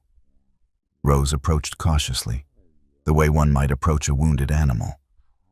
Up close, she could see the sheen of sweat on his skin, the way his scarred face contorted with anguish. His hands clutched at the sheets, and she noticed for the first time that his knuckles bore scars, too. Old wounds, long healed, that spoke of violence given or received. "Alexander." She kept her voice soft, unthreatening. "Alexander, wake up." He didn't respond, trapped deeper in his nightmare than her voice could reach. His breathing came in ragged gasps, and he turned his head violently, as if trying to escape something only he could see. Rose made a decision. She sat on the edge of the bed and placed her hand carefully on his shoulder. His skin was hot beneath the thin fabric of his nightshirt, and the muscle beneath was hard as stone. "Alexander," she said again, firmer this time. "You're safe. You're at Ravenscroft. Whatever you're seeing, it's not real." His eyes flew open. For a moment he stared at her without recognition, his pale eyes wild and unfocused. Rose held very still, acutely aware of his size and strength, of how quickly a man could move from nightmare to violence. She had learned that lesson well with Thomas. But Alexander was not Thomas. Recognition flooded back into his gaze, followed immediately by horror. He jerked away from her touch, pressing himself against the headboard as if she were the thing to be feared. "Rose." Her name came out hoarse, damaged. "What are you? You shouldn't be here." "You were screaming." He closed his eyes, and in the moonlight, she saw the tracks of tears on his face. "I apologize. I should have warned you that that the nights are not always peaceful." "What were you dreaming about?" "Nothing. It doesn't matter." He scrubbed at his face with trembling hands, and Rose noticed that his fingers were shaking. "Please, just go back to your room. Forget you saw this." "I can't very well forget it when the walls between our rooms are so thin." Rose settled herself more comfortably on the bed, a deliberate choice to stay, despite his clear discomfort. "Besides, we made a bargain, remember? We may keep our secrets during the day, but it seems night has other plans." Alexander laughed, a bitter sound that held no humor. "You want to know my nightmares? Very well. I dream of fire, of my fiancée's face as she died, of the child I couldn't save." He looked at her then, his expression naked with pain. "There. Are you satisfied? Or would you like more gruesome details?" Rose's breath caught. Fiancé. Child. The words hung in the air between them like accusations. "The scandal," she breathed. 5 years ago. This is what happened. This is what I caused." Alexander pushed himself out of bed, needing movement, needing distance. He crossed to the window and stood with his back to her, silhouetted against the moonlit moors. Her name was Catherine, Lady Catherine Ashford, daughter of the Earl of Pembroke. Beautiful, accomplished, everything a duchess should be. We were to be married that June. Rose waited, giving him space to tell it in his own time. "She was with child," Alexander continued, his voice flat, emotionless. The tone of a man reciting facts to avoid feeling them. "Not mine. She had been having an affair with my best friend, Marcus, for months. I discovered them together at a house party. In my own family's hunting lodge, in fact. The irony was not lost on me." "What did you do?" "I confronted Marcus. There was a fight." He touched his scarred face absently. "He gave me this, actually. A broken bottle. I barely remember it happening. I was so angry, so hurt. The betrayal of it was worse than any physical wound." "That's understandable." "Is it?" He turned to face her, and his expression was terrible. "Because my anger, my loss of control, had consequences. Marcus fled the scene, took one of the estate's horses and rode toward London in the middle of a storm. Catherine went after him. She was terrified I would kill him, you see. Terrified of what I might do in my rage." Rose felt ice forming in her stomach, could see where this story was leading. The bridge over the Blackwater was old, rotted. It should have been repaired years earlier, but I had been too busy with parliamentary matters to attend to estate maintenance. Alexander's hands clenched into fists. The horse balked. Catherine was thrown. The fall wouldn't have killed her. It was only 15 feet to the water. But she struck her head on the rocks. Alexander. They found her the next morning. She'd been dead for hours. The cold water, the injury, the shock, the physicians couldn't say which killed her first. But the child? His voice broke. The child died with her. An innocent life ended because of my temper. Rose stood and crossed to him, ignoring his defensive posture. It was an accident. An accident I caused. He laughed again, that awful bitter sound. Society was quick to agree. The Dark Duke, they called me. The monster who murdered his pregnant fiancée in a fit of jealous rage. Never mind that I never laid a hand on her. That she died fleeing her lover, not me. The narrative was too delicious to resist. That's why you left London. I was politely encouraged to depart. The Earl of Pembroke wanted blood, my blood. But even he couldn't challenge a duke directly. So instead, they whispered. They speculated. They turned me into a Gothic villain to frighten their children with. He looked at her, and his eyes were empty, and perhaps they were right to do so. Perhaps I am exactly the monster they think I am. You're not. Rose said it with conviction, thinking of the workshop, of the tenants he cared for, of the gentle way he had handled the old man. You made a mistake. You lost your temper in circumstances that would have broken most men. But you didn't kill Catherine, Alexander. Her choices killed her, and Marcus's choices, and simple, terrible luck. You're very certain of that, considering you've known me less than a week. I'm certain because I've seen what real monsters look like. Rose wrapped her arms around herself, suddenly cold despite the warmth of the room. Thomas seemed so perfect at first. Charming, attentive, everything a young woman could want in a husband. I thought myself lucky when he proposed. When did it change? The night I accepted. Rose's voice went distant, remembering. He kissed me, which was forward but not entirely inappropriate given our engagement. But when I tried to pull away, he wouldn't let me.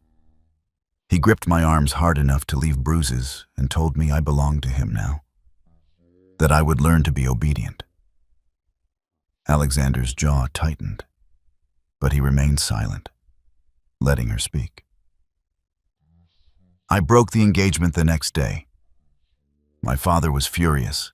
Thomas was wealthy, well-connected, exactly the sort of match we needed to restore our fortunes. But I couldn't marry a man who looked at me like I was property to be owned. She laughed shakily. Of course, that didn't stop Thomas. If anything, my rejection made him worse. He began appearing wherever I went, sending letters describing in detail what he would do to me once I was his wife, how he would correct my independent spirit. Did he hurt you? He tried. Once at a garden party, he cornered me in a gazebo, put his hands around my throat and told me he could kill me and no one would care because I was just a woman, just a thing to be possessed. Rose touched her neck unconsciously, remembering the pressure, the terror, the certainty that she was about to die. A gardener heard me struggling and intervened. Thomas claimed it was a lover's quarrel, and of course everyone believed him. That's when he started buying up your father's debts. Yes, Papa gambled away what little remained of our fortune. And Thomas bought every note, every obligation. He told me I could marry him willingly, or he would have my father thrown in debtor's prison and me declared his ward. Either way, he said, I would belong to him eventually. Her hands trembled, and she clasped them together to still them. So I ran. That night at Thornfield House, when he cornered me in the corridor, I knew it was my last chance. If he caught me, if he dragged me back to his townhouse, I would never escape. Alexander was silent for a long moment. Then he crossed to her and, moving with exquisite care, took her hands in his. He will never touch you again. I swear it on my life. You can't promise that. I can, and I do. His grip was gentle but unshakable. I may be a monster, Rose, but I am your monster now, and I protect what is mine. The possessiveness in those words should have frightened her, should have reminded her of Thomas's obsessive claims of ownership. But coming from Alexander, from this man who had given her keys to lock him out and promised her eventual freedom, it felt different. It felt safe. "We're quite a pair," she said, managing a tremulous smile. The Dark Duke and his desperate bride. Society would have a field day if they knew the truth. Society can go to hell. Alexander released her hands, but didn't step away. "We have survived worse than their whispers, you and I. We will survive this too. Will we?" Rose looked up at him, at his scarred face and haunted eyes, and felt something shift in her chest. Not love, it was far too soon for that, but recognition. The understanding that comes from shared wounds, from knowing what it means to be broken and still standing. Sometimes I wonder if survival is enough. What more would you want? Peace, perhaps? Or purpose? A reason to do more than simply endure. She gestured at the window, at the wild moors beyond. "Your mother tried to build a garden in this wilderness. She failed, but she tried. That seems braver than mere survival." Alexander was quiet for a moment, studying her face in the moonlight. Then he said, "The morning after Catherine died, I stood on these battlements and considered jumping. It would have been easy. Quick, an end to the guilt and the whispers and the crushing weight of being me." Rose's breath caught. "I didn't jump," he continued. "Not because I was brave, but because I was stubborn. I refused to give society the satisfaction of confirming their worst assumptions about me. So I survived. Day after day, year after year, I simply endured." He touched her face, a feather-light brush of fingers against her cheek. "But perhaps you're right. Perhaps endurance is not enough." "What changed?" "You did." His smile was small but genuine. "When you burst through my door, all fire and desperation, I saw something I had thought lost. The possibility of connection, of purpose beyond my own misery." He dropped his hand, suddenly uncertain. "I know our arrangement is one of convenience. I know you may never feel more for me than obligation. But Rose, you have given me something I thought impossible, a reason to try." Rose felt tears pricking at her eyes. "I don't know if I can be what you need. I'm broken too, Alexander. Thomas broke something in me, and I don't know if it can be repaired." "Then we'll be broken together." He offered his hand, not as a duke to a duchess, but as one wounded soul to another. No more pretense, no more perfect performances. Just two people trying to build something real from the wreckage of what came before. She took his hand, felt the warmth of his palm against hers, the calluses and scars that marked a life lived rather than merely observed. "No more secrets?" "I won't promise that. Some wounds are too raw to expose to light." His grip tightened. "But honesty, where we can manage it. Truth, when the lies become too heavy to carry." I can agree to that." They stood together in the moonlight, hands clasped, two broken people in a fortress on the edge of nowhere. Outside, an owl called across the moors, its cry lonely and wild. Inside, something that had been frozen began slowly to thaw. "You should sleep," Alexander said eventually. "The nightmares are usually one-time occurrences. I won't disturb you again tonight." "I don't mind being disturbed." Rose surprised herself with the words. "If you need someone to talk to, or simply someone to sit with you until the darkness passes, I'm here." His expression softened into something that might have been wonder. "I've been alone for so long, I'd forgotten what it felt like. To have someone care whether I lived or died." "Then let me remind you." She reached up and touched his scarred cheek, tracing the line of damage with gentle fingers. "You're not alone anymore, Alexander. Neither of us is." He leaned into her touch like a man starving for kindness, and Rose felt her heart crack open just a little. This was dangerous territory, caring for the man she had married out of convenience, feeling tenderness toward the monster society had painted him as. It complicated their arrangement, muddied the clean lines of their bargain. But standing here in the moonlight, with his scarred face cradled in her hand and his pain laid bare between them, Rose couldn't bring herself to regret it. "Stay," Alexander said softly. "Not for anything improper, just stay. I sleep better when I'm not alone." Rose nodded and let him lead her back to the bed. They lay down together on top of the covers, carefully not touching, but close enough to feel each other's warmth. Alexander's breathing gradually steadied, his body relaxing as sleep claimed him again. Rose watched the moonlight move across the ceiling and listened to the even rhythm of her husband's breath.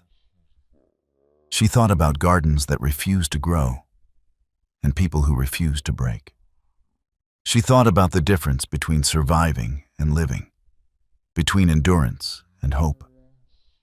And somewhere in the quiet dark, surrounded by stone walls and wild moors, Rose Ravenscroft began to believe that perhaps, against all odds, they might find a way to do more than simply survive. Perhaps they might even learn to flourish. 3 weeks of peace. That was all they were granted. Rose had begun to settle into the rhythms of Ravenscroft Manor, finding unexpected comfort in its austere routines. She spent her mornings in the library, afternoons visiting Alexander's workshop or walking the moors, and evenings dining with her husband in companionable silence that had grown warmer with each passing day. The nightmares still came occasionally, for both of them, but they had fallen into the habit of seeking each other out in the darkness, talking until dawn, or simply sitting together until the demons retreated. She had even begun sketching plans for a garden, inspired by Alexander's mother's journals. Nothing ambitious, just a small walled space on the southern side of the manor where the stone might provide shelter from the harsh northern winds. Alexander had listened to her ideas with an attention that made her pulse quicken, and had promised to have the groundskeeper begin preparing the soil come spring. It felt dangerously close to happiness. Then the writer came. Rose was in the conservatory, a glass-roofed room that Alexander's mother had built for her failed horticultural experiments. When she heard the commotion in the courtyard, she looked up from the seed catalog she'd been studying to see a mud-splattered horse being led away by a groom, and a man in travel-stained clothes speaking urgently with Graves. Something cold settled in her stomach. She found Alexander in his study, the writer's message spread across his desk. His face was carved from granite, his pale eyes blazing with an anger she had only glimpsed before. When he looked up at her entrance, she saw murder in his expression. "What's happened?" she asked, though part of her already knew. Thomas Reed has been busy. Alexander's voice was deadly calm, which was somehow more terrifying than shouting would have been. It seems settling your father's debts was not sufficient to satisfy his obsession. He pushed the letter toward her. Rose picked it up with trembling fingers and read the cramped, urgent handwriting, a report from Alexander's London solicitor. Thomas had been quietly purchasing obligations throughout London for the past 3 weeks. Not gambling debts this time, but business ventures, property mortgages, commercial loans. He had bought up half the shipping concerns in the Thames, several banking interests, and a disturbing number of promissory notes from various members of Parliament. And he was calling them all due, simultaneously. "I don't understand," Rose said, though the cold dread in her stomach suggested she understood perfectly. "What does this have to do with us?" "Everything." Alexander stood and moved to the window, his hands clasped behind his back with military precision. "Reed is engineering a financial crisis. If all these debts come due at once, it will create a panic in the markets. Banks will fail. Businesses will collapse. The economic damage will be catastrophic." "But why?" "Because he knows I sit on the banking committee in Parliament. He knows I have the authority to intervene, to extend payment deadlines or arrange emergency loans." Alexander turned to face her, and his expression was bleak. "And he's made it clear that he will trigger this collapse unless I deliver you to him." The words hung in the air like a death sentence. Rose sank into a chair, the letter crumpling in her nerveless fingers. He would destroy the entire economy just to possess me? Obsession is rarely rational. Alexander crossed to the sideboard and poured himself a measure of brandy with hands that shook slightly. "Your solicitor's report includes a personal message from Reed. Shall I read it, or have you heard enough?" "Read it." Alexander's jaw tightened, but he picked up a second sheet of paper and began to read in a flat, emotionless tone. "Your Grace, I trust you are enjoying my wife's company. I use the term wife loosely, of course, as we both know your marriage is nothing but a legal fiction designed to steal what belongs to me. Rose Everly was mine from the moment I first saw her, and she will be mine again. Your title and your money cannot change that fundamental truth." He paused, and Rose could see the effort it took him to continue. "I am prepared to be reasonable. Return Rose to me, unharmed and intact, and I will forgive this unfortunate incident. The debts will be restructured, the crisis averted, and we can all return to our proper places in society. Refuse, and I will burn London's economy to the ground and make certain everyone knows it was your fault. The dark duke who murdered his pregnant fiancée will be remembered as the man who destroyed England's prosperity to keep his stolen bride. I await your response. Thomas Reed." Silence filled the study like poison gas. Rose felt the world tilting beneath her, all the fragile peace she had built crashing down around her ears. She had known Thomas was obsessed, had understood he was dangerous. But this was madness on a scale she hadn't imagined possible. "You have to give me back to him," she heard herself say. "Absolutely not." Alexander's response was immediate and absolute. "You don't have a choice. If what he's threatening is true, if he really can cause that kind of damage, then I will find another way to stop him." Alexander set down the letter with careful precision, as if afraid he might tear it to shreds otherwise. "I will not hand you over to that monster, Rose. Not for all the banks in England. It's not just banks. It's people's livelihoods, their savings, their futures." Rose stood, wrapping her arms around herself to stop the shaking. How many families will be ruined if this crisis happens? How many people will lose everything because I was too selfish to... "Stop!"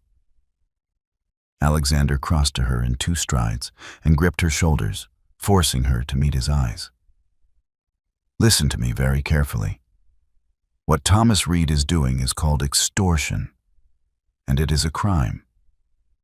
You are not responsible for his actions, no matter how he tries to twist the narrative. But I'm the cause. You are the excuse. There's a difference.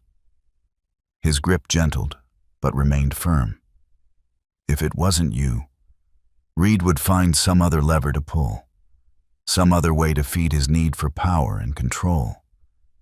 Men like him always do. Rose wanted to believe him, but the weight of potential catastrophe pressed down on her lungs. What are we going to do? We? Alexander's expression softened fractionally. You're asking what we will do, not what I should do with you? We're in this together, aren't we?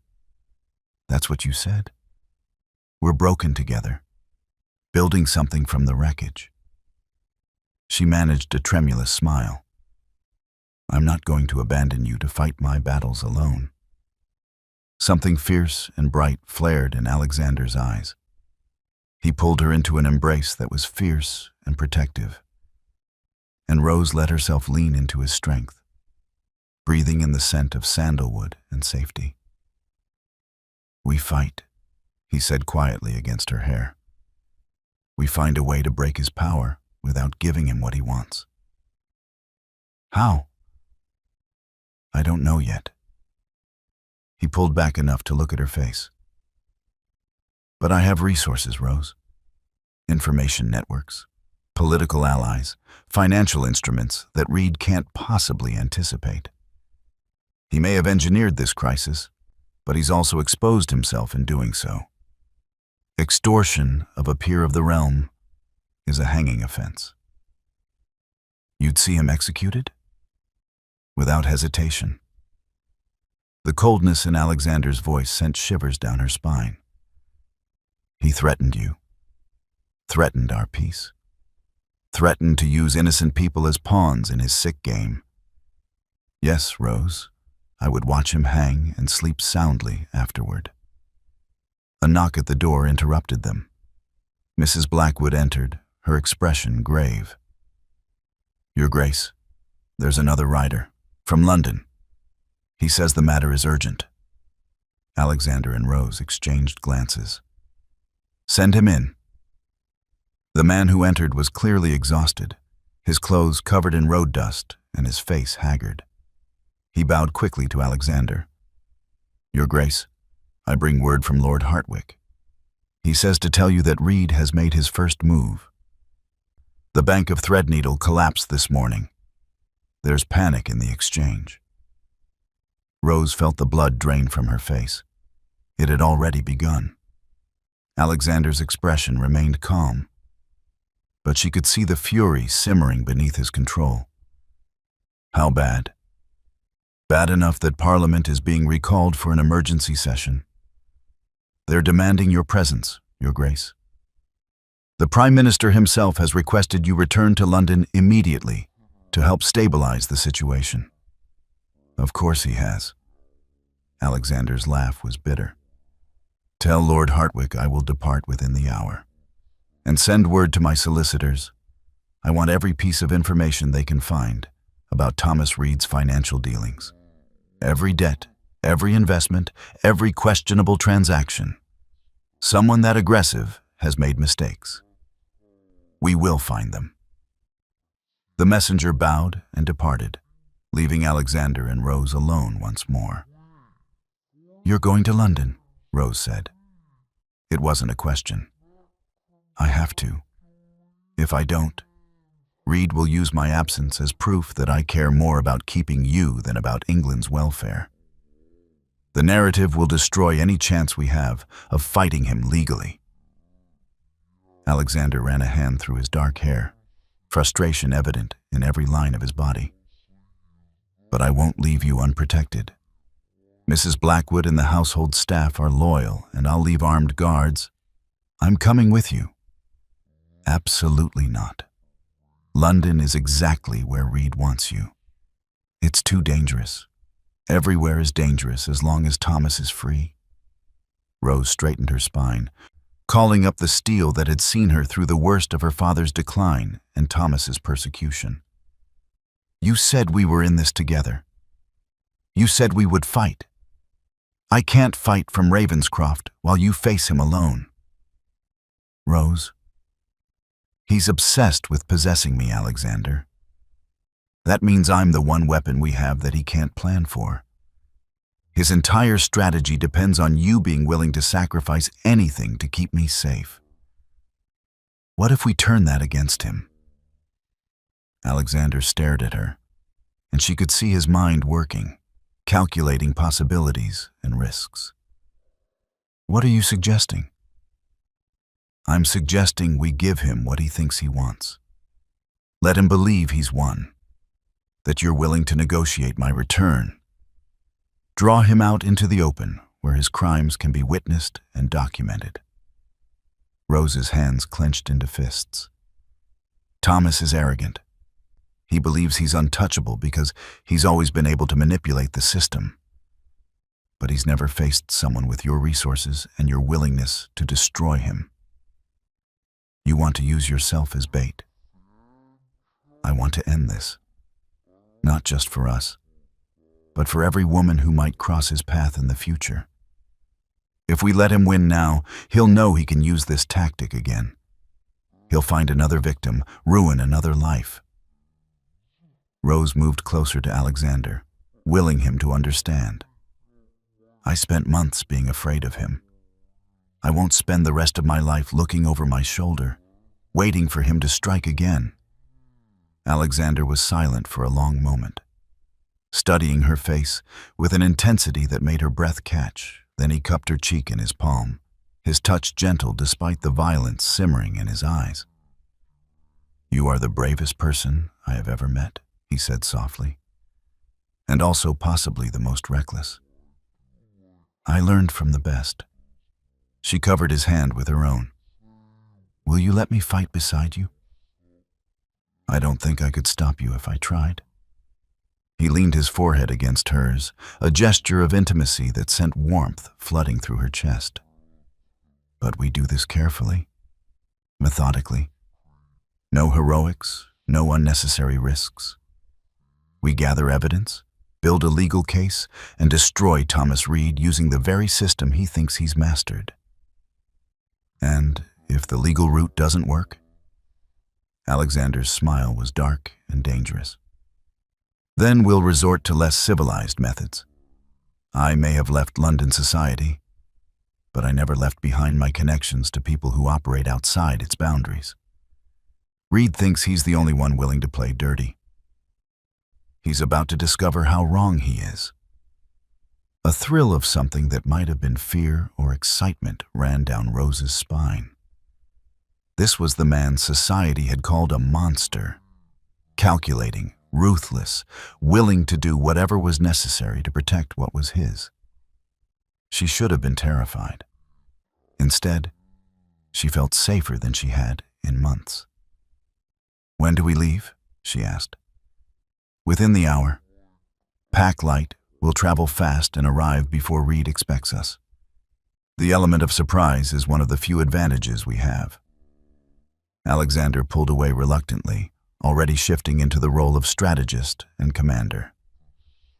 I'll send word ahead to have the London house prepared and to summon my contacts. We'll need allies in Parliament, witnesses to Reed's extortion, and preferably a magistrate willing to move quickly once we have sufficient evidence.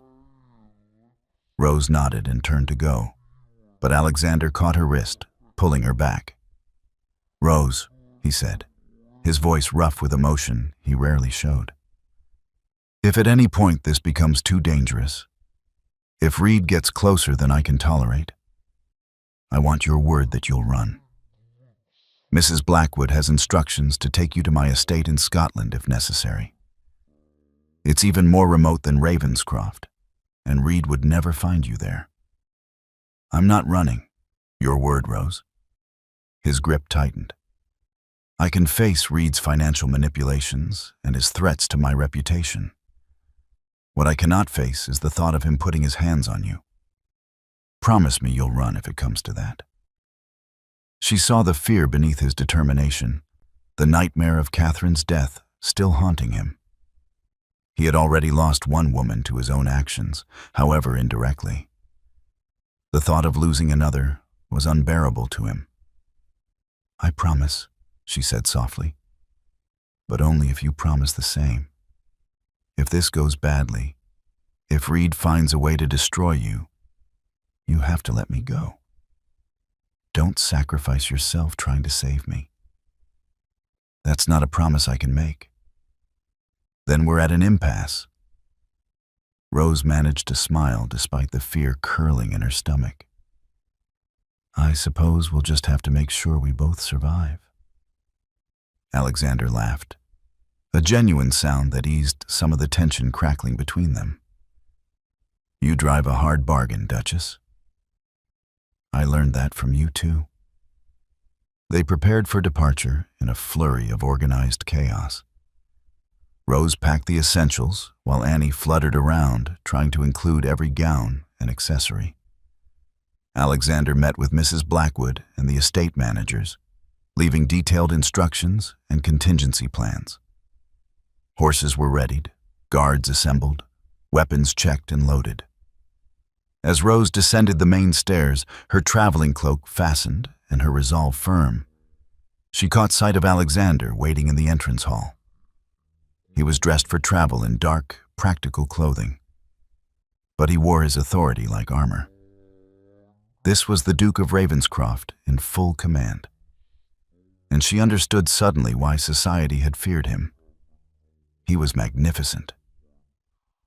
"Ready?" he asked, offering his arm. "Ready?" she confirmed, taking it.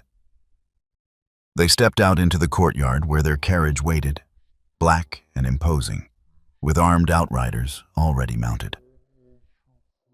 The sky above Ravenscroft was heavy with clouds, and the wind carried the scent of approaching rain. Rose looked back at the fortress that had become her sanctuary, at the moors stretching wild and free beyond its walls. 3 weeks ago, she had felt like a prisoner here. Now, leaving felt like abandoning safety for the storm. But sometimes, she thought as Alexander helped her into the carriage, the only way through the storm was directly into its heart. "To London," Alexander told the driver, "and don't spare the horses." The carriage lurched into motion, carrying them south toward the city, toward Thomas Reed's trap, toward a confrontation that would determine not just their future, but the fate of countless others caught in the web of one man's obsession. Rose settled into her seat and met Alexander's eyes across the confined space. In them, she saw determination, fury, and something else. Something that looked dangerously like devotion. "Whatever happens," she said, "we face it together." "Together," Alexander agreed, and took her hand in his. The carriage rolled on through the gathering dusk, carrying them toward London and the reckoning that awaited. The journey to London took 3 days of relentless travel, stopping only to change horses and snatch a few hours of fitful sleep at coaching inns along the way. Alexander spent most of the journey reviewing documents his network of informants had sent ahead. Detailed accounts of Thomas Reed's financial manipulations, witness statements from creditors he had strong-armed, and a disturbing collection of letters he had written to various women over the years. "He's done this before," Alexander said grimly on the second day, passing Rose a bundle of correspondence. "Not on this scale, but the pattern is identical. He fixates on a woman, pursues her relentlessly, and when she refuses him, he finds ways to destroy her reputation or her family's standing." Rose read through the letters with growing horror. 3 different women, all from respectable families, all driven to desperate measures to escape Thomas's attention. One had fled to the continent. Another had married a man 40 years her senior to gain his protection. The third had simply disappeared from society entirely, and no one seemed to know what had become of her. "Why has no one stopped him?" she asked, her voice tight with anger. "Because he's careful.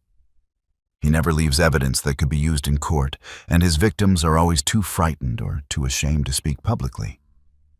Alexander's expression was carved from ice. "But he made a mistake this time. He went after you, and in doing so, he went after me. I don't have the same limitations as a terrified young woman with no resources." They arrived in London just after dawn on the third day, the city emerging from morning mist like something from a fever dream. The streets were already crowded despite the early hour, crowds gathering outside the Bank of England, newsboys shouting headlines about the financial crisis, and an atmosphere of barely controlled panic that made Rose's skin prickle. Alexander's London townhouse was a haven of quiet efficiency in the midst of the chaos. Servants moved with practiced silence, and within minutes of their arrival, Rose found herself in a drawing room with tea and a bath being prepared upstairs. "Rest," Alexander said, though he looked like he hadn't slept in days himself. "I need to go to Parliament and assess the damage. I'll have guards posted at every entrance, and you're not to leave the house for any reason. Understood? I'm not a child to be ordered about. No, you're my wife, and you're the target of a dangerous man's obsession." His tone softened. "Please, Rose, give me this peace of mind. I can't fight Reed effectively if I'm constantly worried about your safety." She relented, recognizing the fear beneath his commanding tone. "Go. Do what you need to do.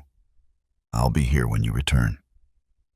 He kissed her forehead, a gesture that had become habitual over the past weeks, and departed in a swirl of dark coat and grim determination.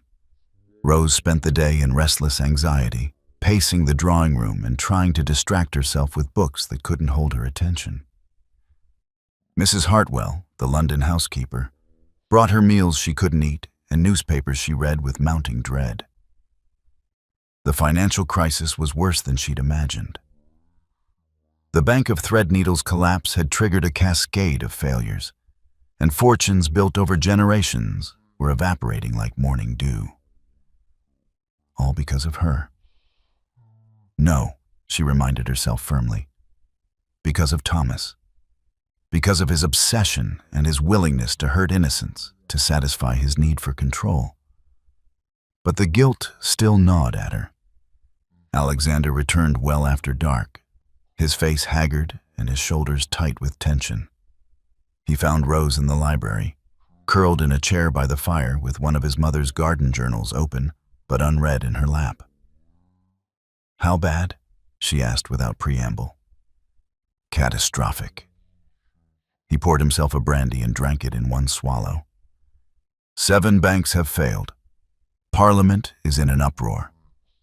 The Prime Minister is demanding action, and the opposition is using the crisis to call for investigations into everyone's financial dealings. It's complete chaos. And Thomas? Sitting in the gallery watching the proceedings with a smile on his face. Alexander's hands clenched around the empty glass. He knows exactly what he's doing. Every time someone proposes a solution, he finds a way to block it through one of his purchased proxies. He's enjoying this. The power, the destruction, the knowledge that he's holding the entire economy hostage. Rose set aside the journal and went to him. "Did you find anything we can use against him?" "Possibly." Alexander set down the glass and pulled a letter from his coat. One of Reed's former business partners is willing to testify that Reed forged documents to acquire some of the debts he's now calling due. It's not much, but it might be enough to bring charges of fraud. Might be. Reed has friends in the magistracy. Getting a warrant issued will be difficult, and even if we succeed, he'll have time to destroy evidence and intimidate witnesses. Alexander's frustration was palpable. "We need something more damning. Something so public and undeniable that even his connections can't protect him. Then we give it to him. Rose took a breath, steeling herself. You said he was watching from the gallery today. He wants to see you squirm, wants to savor his victory. What if we arrange a meeting? Tell him you're willing to negotiate. Absolutely not. I told you. You told me we would do this carefully and methodically. This is both. Rose gripped his arms, forcing him to focus on her rather than his anger. Think about it, Alexander. If we can get him to openly threaten me in front of witnesses, if we can make him explicitly connect his financial manipulations to his demand for my return, we'll have evidence that can't be disputed. It's too dangerous. If something goes wrong, then you'll be there to stop it. She softened her tone, trying to reach past his protective instincts to his strategic mind. You've spent 3 days gathering evidence and building legal cases. How much longer will that take? How many more banks will fail while we're being careful? Thomas is counting on you being paralyzed by the need to protect me. Let's use that against him. Alexander pulled away from her, pacing to the window where he stood staring out at the darkened street. Rose waited, letting him work through the calculations, the risks, the possibilities. She was learning to read him, the way his shoulders tensed when he was afraid, the slight tightening of his jaw when he was considering something he didn't want to accept. If we do this, he said finally, still not looking at her, it will be on my terms. In a location I control, with people I trust positioned to intervene if he tries anything. And at the first sign that he's going to hurt you, we abort. No arguments. Agreed. He turned to face her, and his expression was anguished. I can't lose you, Rose. I know that wasn't part of our bargain. I know we agreed this was temporary. But the truth is, he stopped, seeming to struggle with words. The truth is that somewhere between Ravenscroft's battlements and your mad plan to use yourself as bait, I fell in love with you. The words hung in the air between them, impossible and inevitable all at once. Rose felt her heart stutter in her chest. Alexander, I don't expect you to return the feeling. I know I'm not what you would have chosen for yourself, a scarred recluse with a violent past and enough nightmares to populate a Gothic novel. But you should know, before we walk into whatever trap Reed has prepared, that I would burn the world to keep you safe. That's not the arrangement we made, I realize. It's not what you signed on for, but it's the truth. Rose crossed to him, her mind reeling. She had known their relationship was changing, had felt the shift from convenient arrangement to genuine partnership. But love? That was supposed to be impossible. She had married him to escape Thomas, had agreed to play the devoted wife for a year or two before seeking her freedom. Except that somewhere along the way, the performance had become real. She thought of his gentleness with his tenants, the way he had held her through her nightmares without asking for anything in return. She thought of garden journals left on her table, and the fierce protectiveness in his eyes when he spoke of her safety. She thought of late-night conversations where they had peeled back their armor and shown each other the wounds beneath. You're right, she said softly, reaching up to touch his scarred face. You're not what I would have chosen. She saw him flinch, saw him start to pull away, and tightened her grip. I would have chosen someone safe. Someone who wouldn't challenge me or see past the mask I wore for society. Someone I could keep at a comfortable distance. She traced the line of his scar from temple to jaw, the way she had learned he found comforting. But Alexander, I don't want safe anymore. I don't want comfortable or distant or any of the things I thought I needed. Rose, I love you. The words came out fierce, certain, undeniable. I love your scars and your nightmares and the way you pretend to be a monster while secretly caring for everyone around you. I love that you gave me keys to lock you out and promised me freedom while hoping I would choose to stay. I love, her voice broke. I love that you see me as a person rather than a prize to be won. Alexander's hands came up to frame her face, his touch reverent and trembling. Say it again. I love you. Again. I love you, Alexander Ravenscroft. I love you, and I'm terrified of what that means, and I wouldn't change it for anything. He kissed her then, and it was nothing like the chaste touches they had exchanged before. This was desperate and hungry.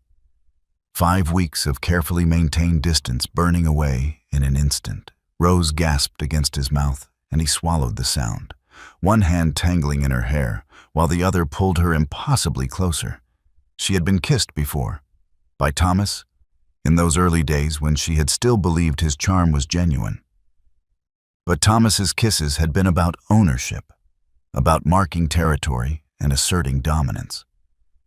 Alexander kissed her like she was precious, like she was choosing to be there, and that choice was a gift he would never take for granted.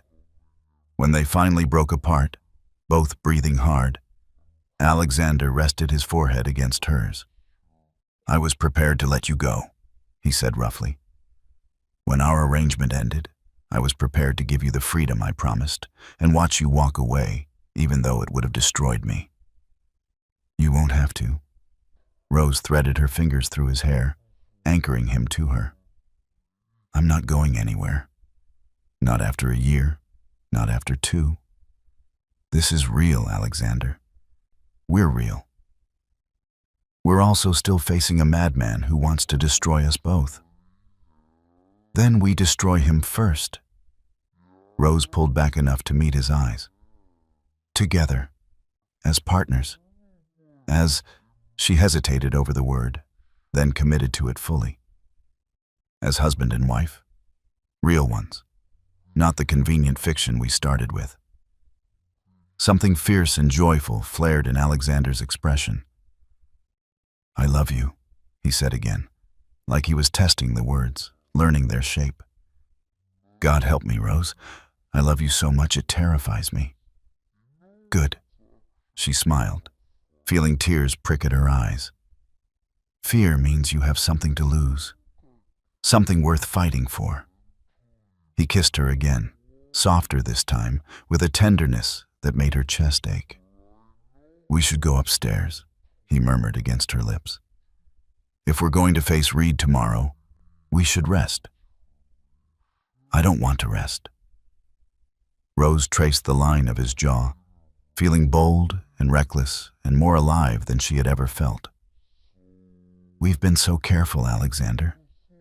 Separate chambers and locked doors and all the proper distance we thought we needed.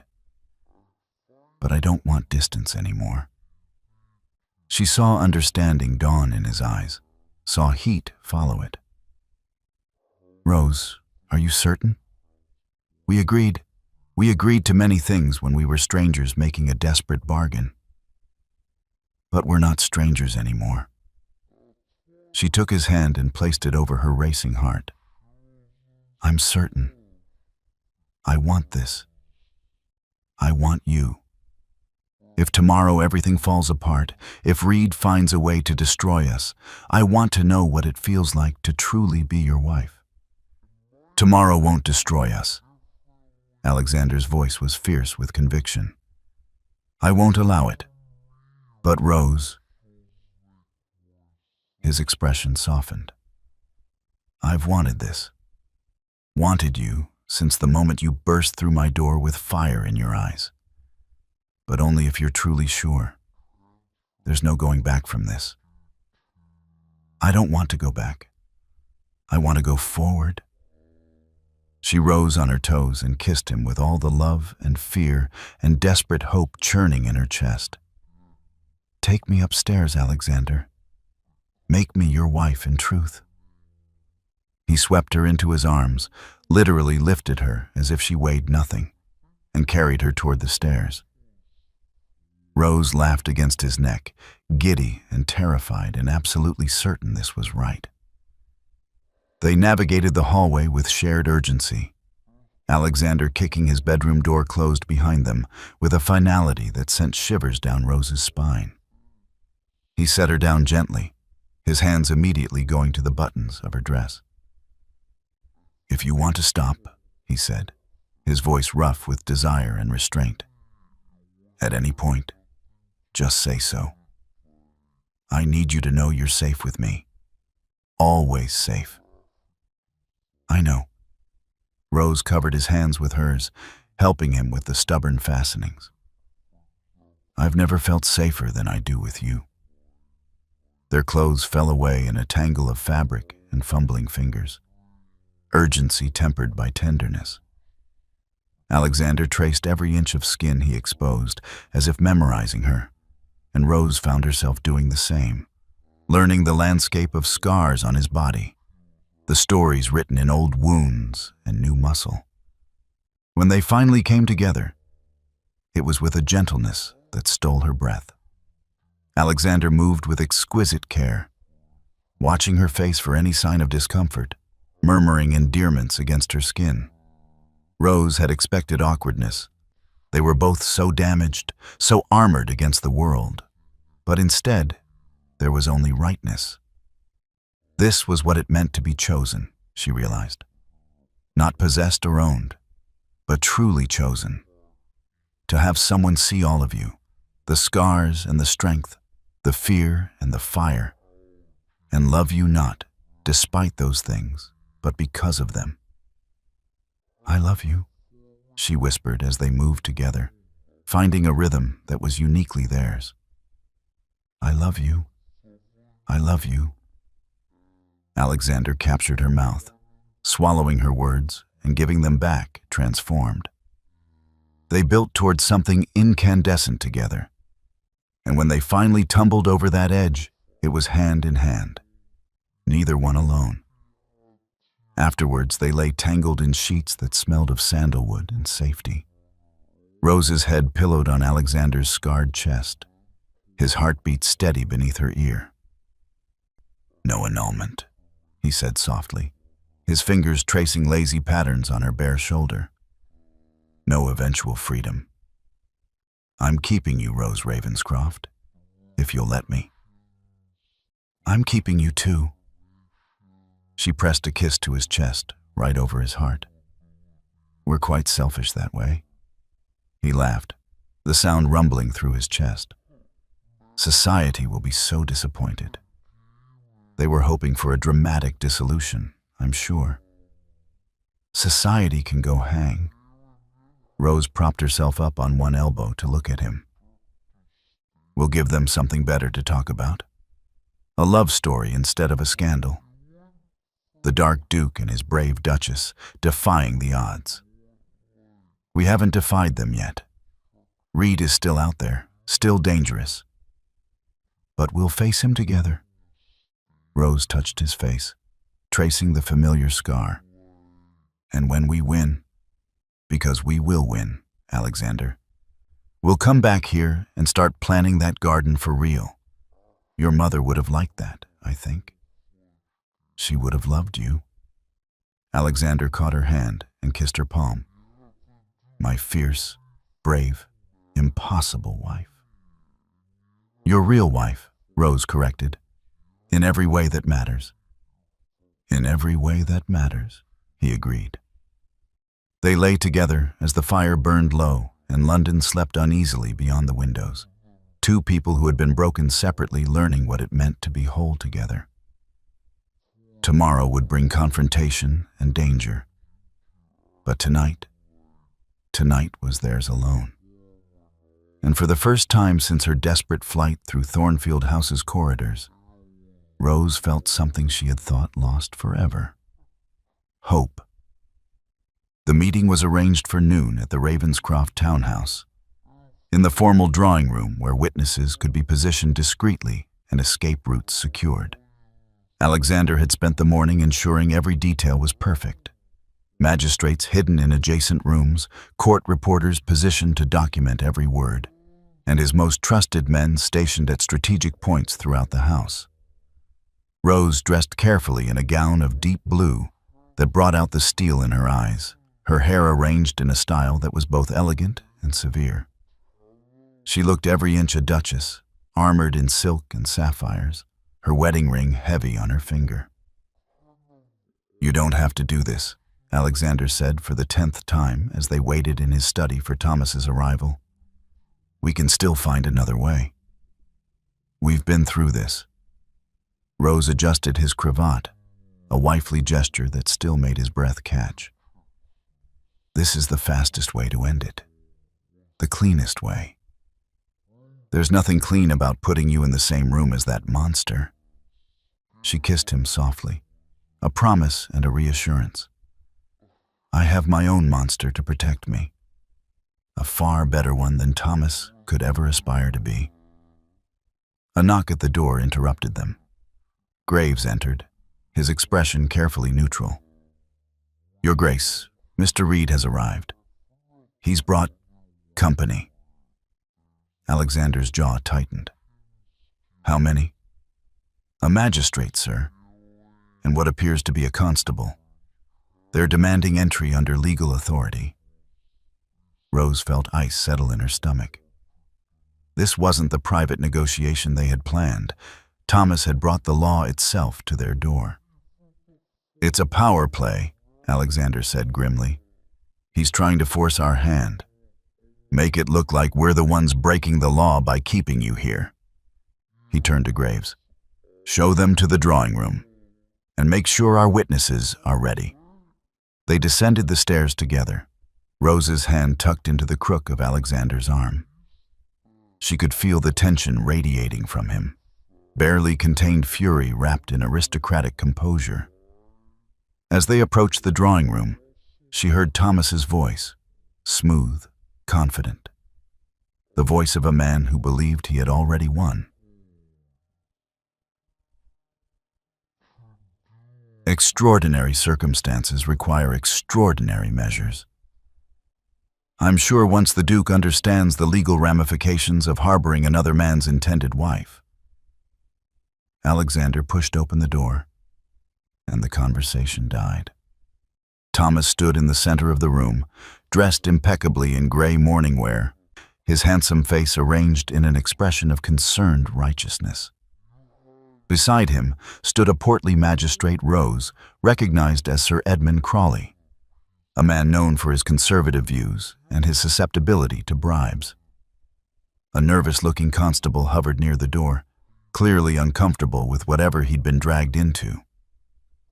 "Reed," Alexander said coldly, "I don't recall inviting you to my home."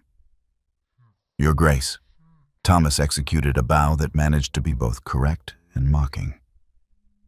"I apologize for the intrusion, but I'm afraid circumstances have forced my hand. You see, I've become aware that you're holding Miss Everly against her will." "The Duchess of Ravenscroft," Alexander interrupted. "My wife. And I can assure you, she's here entirely of her own volition." Thomas's smile didn't waver.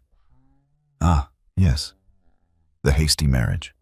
Conducted with such unseemly speed that one has to wonder about the lady's state of mind when she consented. Sir Edmund has agreed to investigate the matter, haven't you, Sir Edmund?" The magistrate cleared his throat. "Indeed. Mr. Reed has presented compelling evidence that the marriage may have been contracted under duress. If that's the case, it could be annulled. And Miss Everly—" "Duchess," Rose said sharply, stepping forward. "I am the Duchess of Ravenscroft, Sir Edmund, and I entered my marriage freely and gladly. Whatever evidence Mr. Reed has presented is fabricated." Thomas's eyes fixed on her with an intensity that made her skin crawl. "Rose, my dear, you don't have to pretend anymore. I know he threatened you, used your father's debts to coerce you. but you're safe now. I've brought the authorities to protect you." "Protect me?" Rose laughed, a sound sharp enough to cut. "From what, exactly? A husband who treats me with respect and kindness? Or perhaps you mean to protect me from the freedom to make my own choices?" "Your choices were influenced by fear and manipulation." Thomas took a step toward her, and Alexander immediately moved to intercept, placing himself between them. Thomas ignored him, speaking directly to Rose. "I have documented evidence of the Duke's violent past, his responsibility for his previous fiancée's death, the rumors of his unstable temperament. What woman in her right mind would choose such a man? A woman who recognizes the difference between true danger and society's gossip," Rose replied. "But you wouldn't understand that, would you, Thomas? You've spent so long manipulating narratives to your advantage that you've forgotten what truth looks like." A flicker of anger crossed Thomas's face before he smoothed it away. "Sir Edmund, if you would be so kind as to interview the Duchess privately, I'm certain she'll reveal the duress she's been under." "There will be no private interviews," Alexander said flatly. "My wife has stated her position clearly. If you have actual evidence of wrongdoing, present it. Otherwise, remove yourself from my property." "I'm afraid I can't do that." Thomas pulled a sheaf of papers from his coat. "I have here legal documentation establishing my prior claim to Miss Everly's hand. Her father signed a betrothal contract before his relocation to Bath, a contract that predates your marriage and takes precedence under law." Rose felt the blood drain from her face. "That's impossible. I broke our engagement months ago." "You attempted to break it. But a woman cannot unilaterally dissolve a legally binding contract without her father's consent. And your father, bless him, saw reason when I explained the situation." Thomas's smile was poisonous.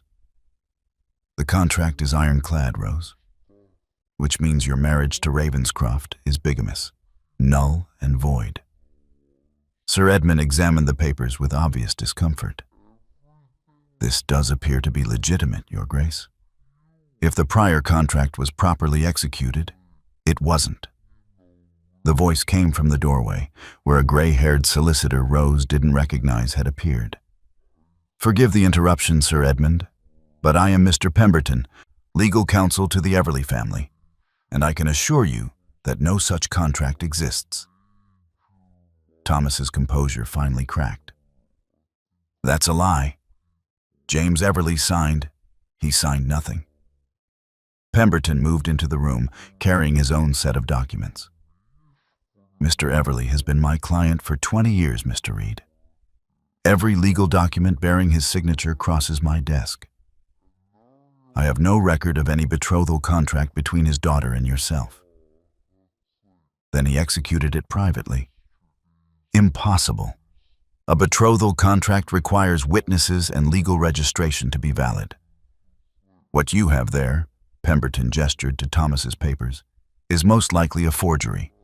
A rather good one, I'll admit, but a forgery nonetheless." The room erupted.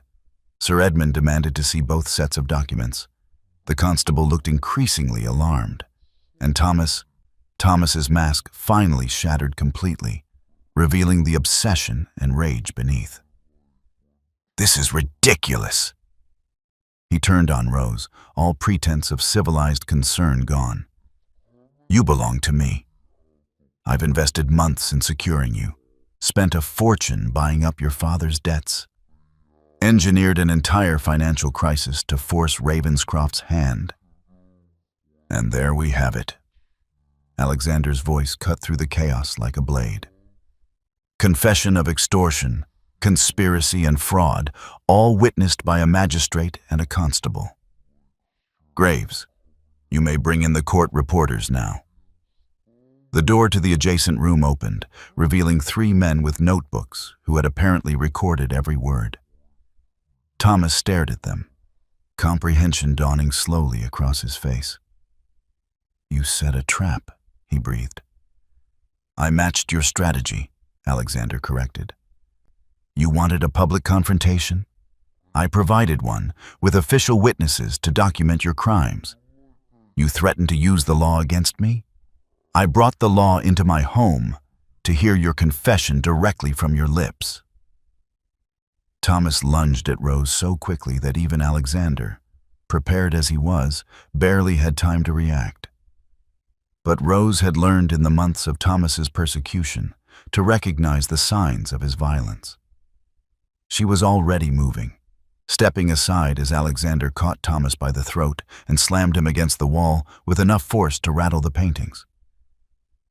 "You will never," Alexander said with deadly quiet, "touch my wife again." "Your Grace," Sir Edmund sputtered. "This is assault. This is defense of my household against an intruder who just confessed to extortion and attempted to forge legal documents." Alexander didn't release his grip on Thomas's throat. "Constable, I suggest you do your duty and place this man under arrest before I forget my civilized veneer entirely." The constable, looking relieved to have clear instructions, moved forward with his manacles.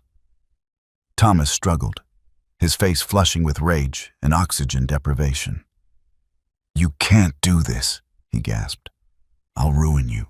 I'll call in every debt, crash every bank, destroy the entire economy if I have to. You'll do nothing." Rose spoke quietly, but with absolute certainty. "Because you no longer have that power. While you were arranging this little theatrical performance, my husband's associates were seizing your assets under suspicion of fraud. Every debt you purchased, every banking interest you control, it's all been frozen pending investigation." Thomas's eyes widened. "That's not possible. I had safeguards." "You had accomplices," Alexander corrected, finally releasing him to the constable's custody. "And when faced with charges of conspiracy versus cooperation with the Crown, they proved remarkably willing to provide evidence against you. We have documentation of every forged document, every bribed official, every illegal manipulation of the markets." He smiled his terrible smile. "You wanted to play games with the law, Reed. You just discovered you're not very good at it." "Sir Edmund," the constable said nervously, "given the evidence and the confession I've witnessed, I believe I should escort Mr. Reed to the magistrate's court for formal charges." Sir Edmund looked between Thomas's rage-twisted face and Alexander's cold satisfaction, clearly calculating which side would benefit his career more. "Indeed," he said finally. "Most irregular situation. Mr. Reed, I'm afraid you'll need to answer some rather serious questions." "This isn't over," Thomas snarled as the constable began leading him toward the door. "I'll find a way, Rose. You're mine. Do you hear me? Mine. You'll never be free of me." Alexander moved to block his view of Rose, his posture protective and absolutely final. "She was never yours, Reed. She chose me. Not because of contracts or debts or manipulation, but because I gave her what you never could, the freedom to choose." "She doesn't love you," Thomas spat. "How could she? You're a monster, a killer, and yet she loves me anyway." Alexander's voice softened. "That's the difference between us, Reed. You wanted to own her. I wanted her to be free, and in her freedom, she chose to stay." Thomas opened his mouth to respond, but the constable had finally managed to drag him into the hallway. His shouts echoed back through the house, gradually fading as he was removed from the premises entirely. Silence fell over the drawing room. Sir Edmund cleared his throat awkwardly.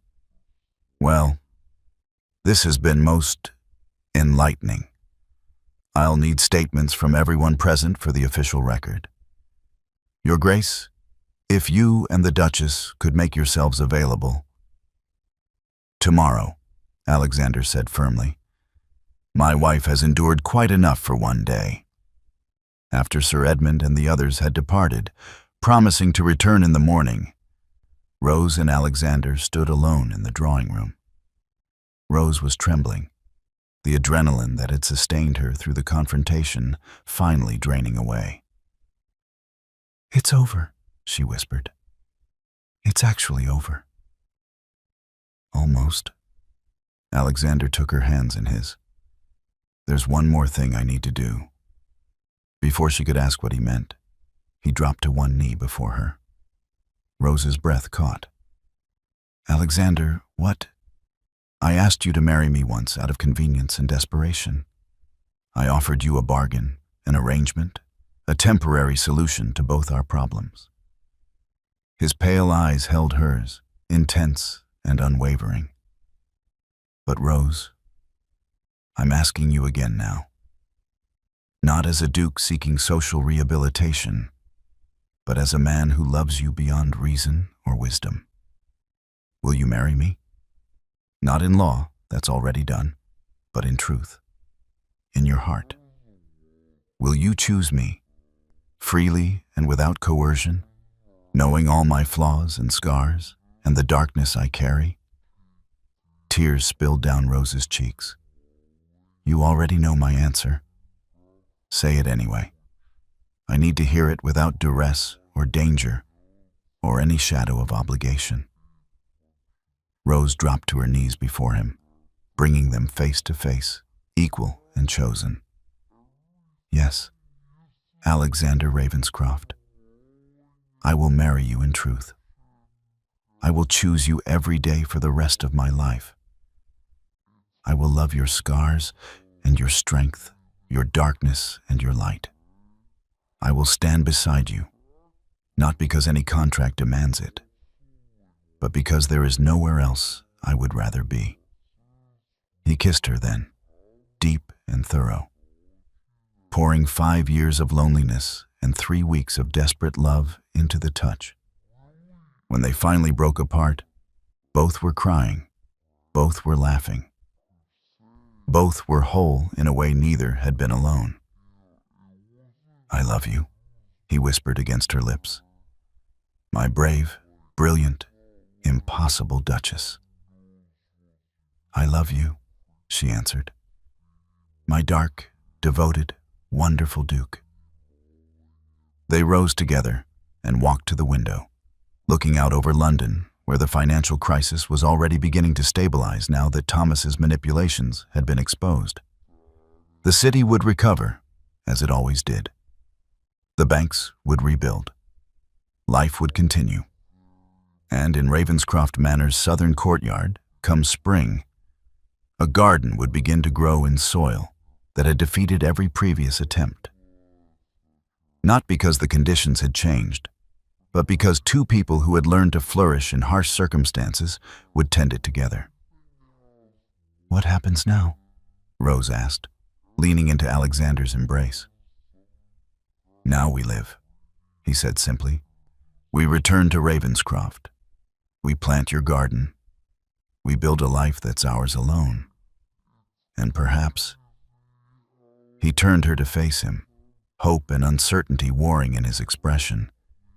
"Perhaps we reconsider our stance on heirs. If you wanted. If you were willing to risk bringing a child into this world with me." Rose's hand went to her stomach, where new life might already be growing from their night of passion. "I think," she said softly, "that any child raised by the Dark Duke and his Duchess would be extraordinary, fierce and kind, and absolutely unstoppable. Like their mother. Like both their parents." They stood together as afternoon light gilded the London rooftops. Two broken people who had found in each other not healing. Some wounds ran too deep for that. But acceptance. The understanding that scars didn't make you less, that darkness could coexist with love, that sometimes the greatest strength came from admitting you needed someone else. Thomas Reed would face trial for his crimes. Society would gossip and speculate. The financial markets would eventually stabilize. But none of that mattered as much as this moment, this choice, this love that had grown in the most unlikely of places. Rose had fled through Thornfield House's corridors, seeking any sanctuary she could find. She had burst through a door expecting nothing but temporary refuge. Instead, she had found forever.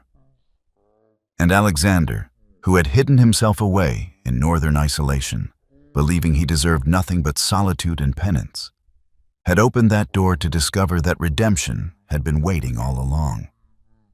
Not in forgiveness from society or absolution for past mistakes, but in the fierce love of a woman who saw his scars and called them beautiful, who looked at the monster and found a man, who chose him freely and completely, and in doing so, gave them both the greatest gift of all, the freedom to love and be loved in return.